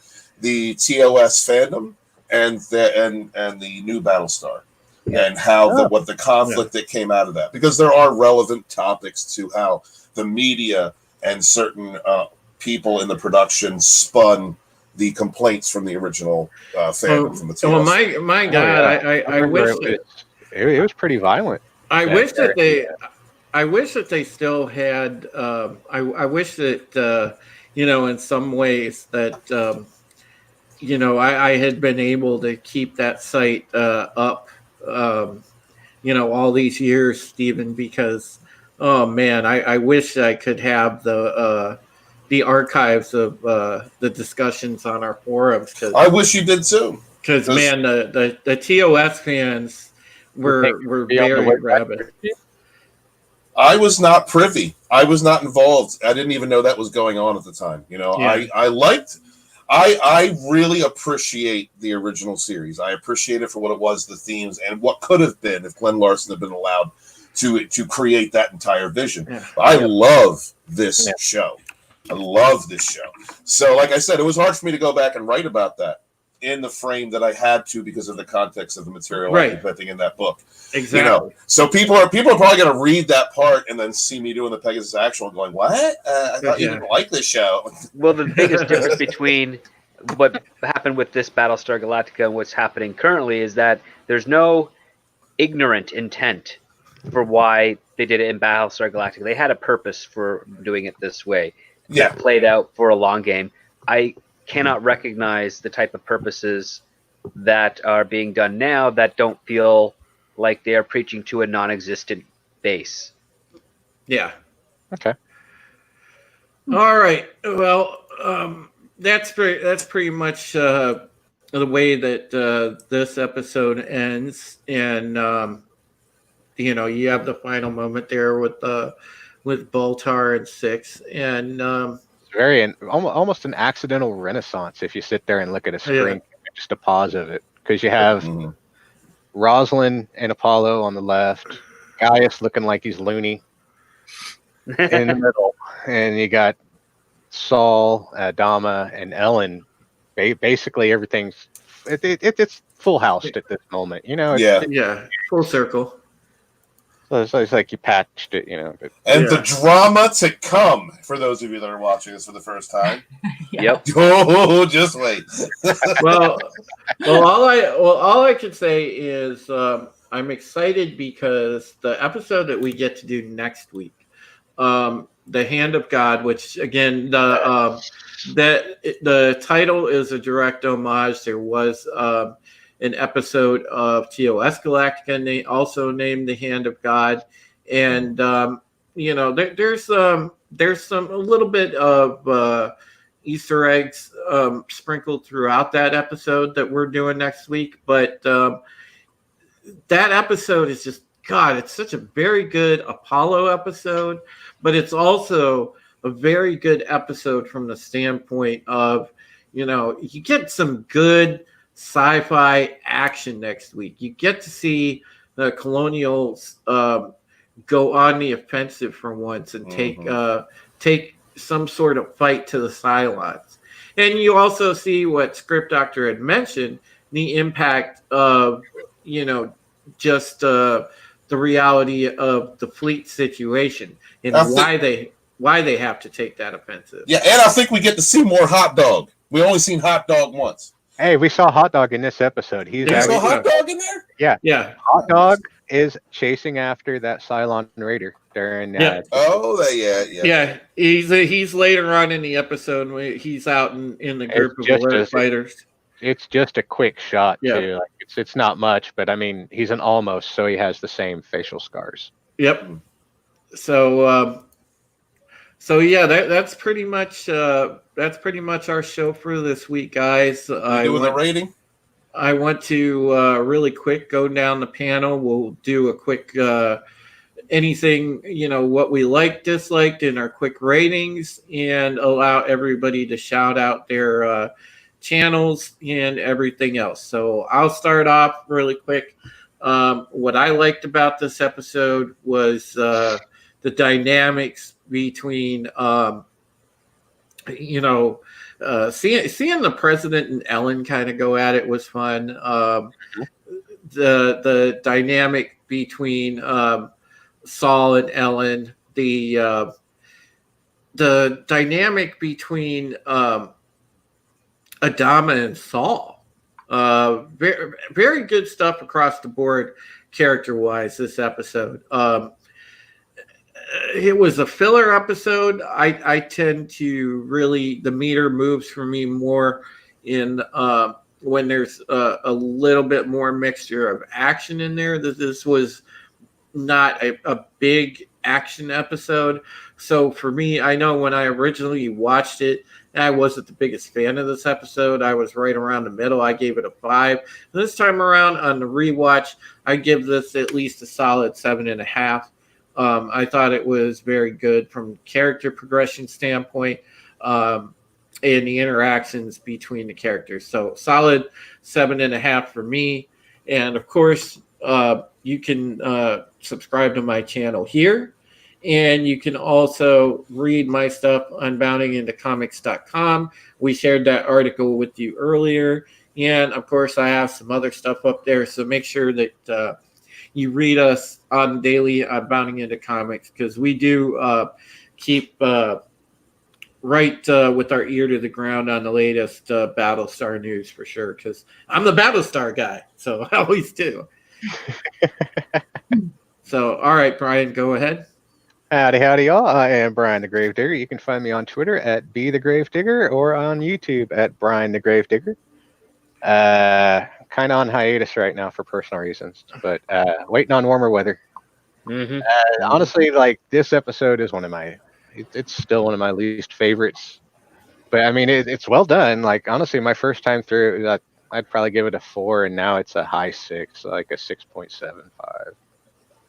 It's just just don't like Ellen. See, that's why you know it's a good episode, because it makes you not like a character that they introduced for all the right reasons. You hate her for the right reasons. You don't hate her because she's a bad actress. You hate her because she's a bad person. Remember, I went from a 4 to a high 6. Like, remember that thing that I explained a couple weeks ago, Steven, like we equate it to wrestling, a good heel, how a good heel establishes themselves so well that you just hate them every time you hear their music and they're walking out. That's essentially the same thing that you mentioned there, Brian, that same dynamic. And she did a good job. Yeah, this is normally like during my rewatches, this would be one where like I'll sit and browse Reddit. And, just barely be there. But like rewatching this over and over again, I've definitely gained an appreciation this time around, and I just can't help but love it. Like it's definitely it shows how well the show was produced and worked on, and the love that went into it. Okay, fair enough. Script actor. Well, I just like the dramatic irony elements of this episode, with all the characters each having their own goal, which is kind of in line with what they will all want to achieve. But the back and forth, the mistrust, the comedy of errors, the introduction of Ellen, and why why everyone is uncomfortable around her is fantastic. I like how they were able to keep the C plot in the background, and it didn't deter the actual pacing of the show. It also led for a little bit of back and forth where they assume that the Raiders defective, but the Raiders actually just playing them. So even though they're collecting data, the Raiders also collecting data. Great little subplot there. But this is really just supposed to be like a fun comedic episode. And they go full out, and I have to give props to Edward James Olmos, who directed this episode, because he kept the pacing good and tight, and he was able to also deliver a good performance. A good performance while also directing, which is very difficult for actors to do. So I recommend I recommend all the episodes. This is definitely a good one. There are many superior episodes to this one, more to come, but this is still a solid one that holds up and does not break the show in any way. And that's about it. And if you're not a follower of my Twitter channel, you're more than welcome to do so. It's at youtube.com/scriptdoctor and Twitter at scriptdoctorphd. I'm tired. You can definitely tell we're all tired. Yeah, we rolled in a good one tonight. We definitely put in did. some work. All right, Steven, go ahead. Take it away, sir. #ScriptDoctor is so white. I am author Stephen Walton, Candace McClure's future ex-husband. She doesn't know it yet, but she will. You can find me at my YouTube channel, author Stephen Walton, and you can follow me on Twitter at Lodonis, Lodonis. This episode is one of my favorites for many reasons. The pacing is so good. It continues the B plot that we've been following for most of this season. Not really much interference. Just the same steady kind of progression. Little bits here, but not enough to throw anything off. And the actual C plot of the episode, as Script Doctor said, it's not much. It's not a lot of a plot, but it's enough to be there to be something else. What I really enjoy is a man getting walked in on while he's jerking off. I don't know why I find that funny, but I am crude, and I find that hilarious. Ankle. Star to his ankles. Starbucks reaction, priceless. Love her. Love Katie Sackhoff. I actually really enjoy the character Ellen because I don't like her. I've been with women like that, which adds a little bit of salt to the wound, which is another reason why I don't like her. And I just enjoy her acting ability. Lots of well done scenes. Rosalind, Rosalind telling her to shut up, almost get into a fight. Her suspicion of Adama is something that's realistic to me, with all of the different, with all of the intrigue that's going on within this story, and she has to do that, no matter what kind of trust or building bridges that she's trying to create during this trials and tribulations of the last of the human race. Basically, she has to be that shepherd, and again, she shows her presidential chops, or growing into that position and understanding their responsibility by having to question one person that she relies on for just about everything. Adama plays it off, really well done. This is a Tigh Saul episode, a Saul Tigh episode, and I love seeing him because a crotchety old angry bastard, and then to get introduction to Ellen and find out why. This is his mate. This is his mate. This is a comedy. This is a comedy and a drama. And so this episode I love, and of course, my girl Candace got some lines in this episode. She was able to be pretty. She was on a date, and that opening scene, we got to see her relaxed. Billy's cute, like seeing, the little insecure Billy, with her. And so, so I give this episode a 9 plus 6 inches. Oh, God. All right. So let's move on to the person that brought class, style, our esteemed guest, brevity. She brought everything. She kept the podcast afloat tonight. And, again, brought a lot of class to the proceedings, since obviously we're a bunch of crude-ass toxic men. Terrible. Poor Raquel. Well, the first thing I want to say is thank you for having me. I thought it was really crazy and really cool to just impromptu jump on the show. I want to apologize to all the viewers, because normally I do a tremendous amount of research, and I wasn't able to do that tonight. However, I have watched Battlestar Galactica twice through, and I can tell everyone, including the people who have participated tonight, that it is really worth watching. I teach writing. I'm an editor, and I just want you to know that this is a high quality show. It's super compelling television, and it's worth a watch. And I would also just like to say that given the current climate in Hollywood and what's being done with writing and what's being done to writers in general, it will give you a whole new appreciation for Battlestar Galactica. That said, I would like to say that within the context of what we have to watch these days, I'm going to give this episode a 10 out of 10. Because right now we're watching a lot of people finger painting in their feces and making millions of dollars mass marketing crap to people, and it's quite sad. Whereas this is high quality stuff. This is a great panel of really intelligent guys who love writing and love writers and care about writing as craft. So I hope you'll join us again, and I hope one day you guys will ask me back. Thanks for having me, guys. Yeah. Well, Raquel, is there any projects or anything that you want to plug at the moment that you're working on? I'm just working with Orville Nation. I co-host there, and I'm on Twitter. I'm under my real name, and I'll be certainly following all of you guys and subbing to your channels. I'll be doing a little bit of research and finding you all and joining. So you guys were great company tonight, and I just want to say it again for everyone watching at home and listening at home. It is very important to keep good writing alive, and to have intelligent writers get together and talk about writing in the way that this panel does. I have so much respect for the panel, and we really have to keep this kind of thing going. Otherwise, we're going to wind up with this hyper palatable mass market stuff that doesn't really do the work of storytelling. It's just product that you just pay money for, and that's not writing, and it's not storytelling. Well, I have news for you, my dear lady, because next week you are invited back, and we are going to review episode 10 Hand of God. Season 1, The Hand of God.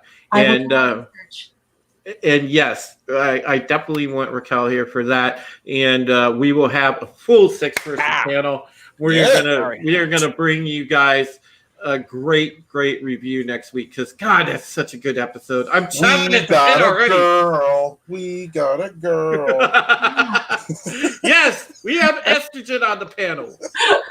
Well, it's nice to know that it's not just males that feel like this about it. Like it's nice to have the female point of view. Like for a long time, like we've had a lot of women or ladies in the chat, but it doesn't really feel like they know the show. Well, no, Lady and Miss knows like the they're show. oh yeah, Lady Miss knows it very Yes, well. definitely. Lady But Miss, wonderful. She's definitely watching. Yeah, Lady Mist is here every week. She's Yeah. like our biggest supporter. Yeah. So anyhow, thank you everyone for tuning in. Make sure you check us out on our Twitters. Make sure that you keep an eye on that, and we always let you know when we're going live, and we're gonna have a great episode next week. So until then, we bid you farewell. Have a good night, and So say we all. take care of one another. So say we all. So Good say night, we all. everybody. Take care.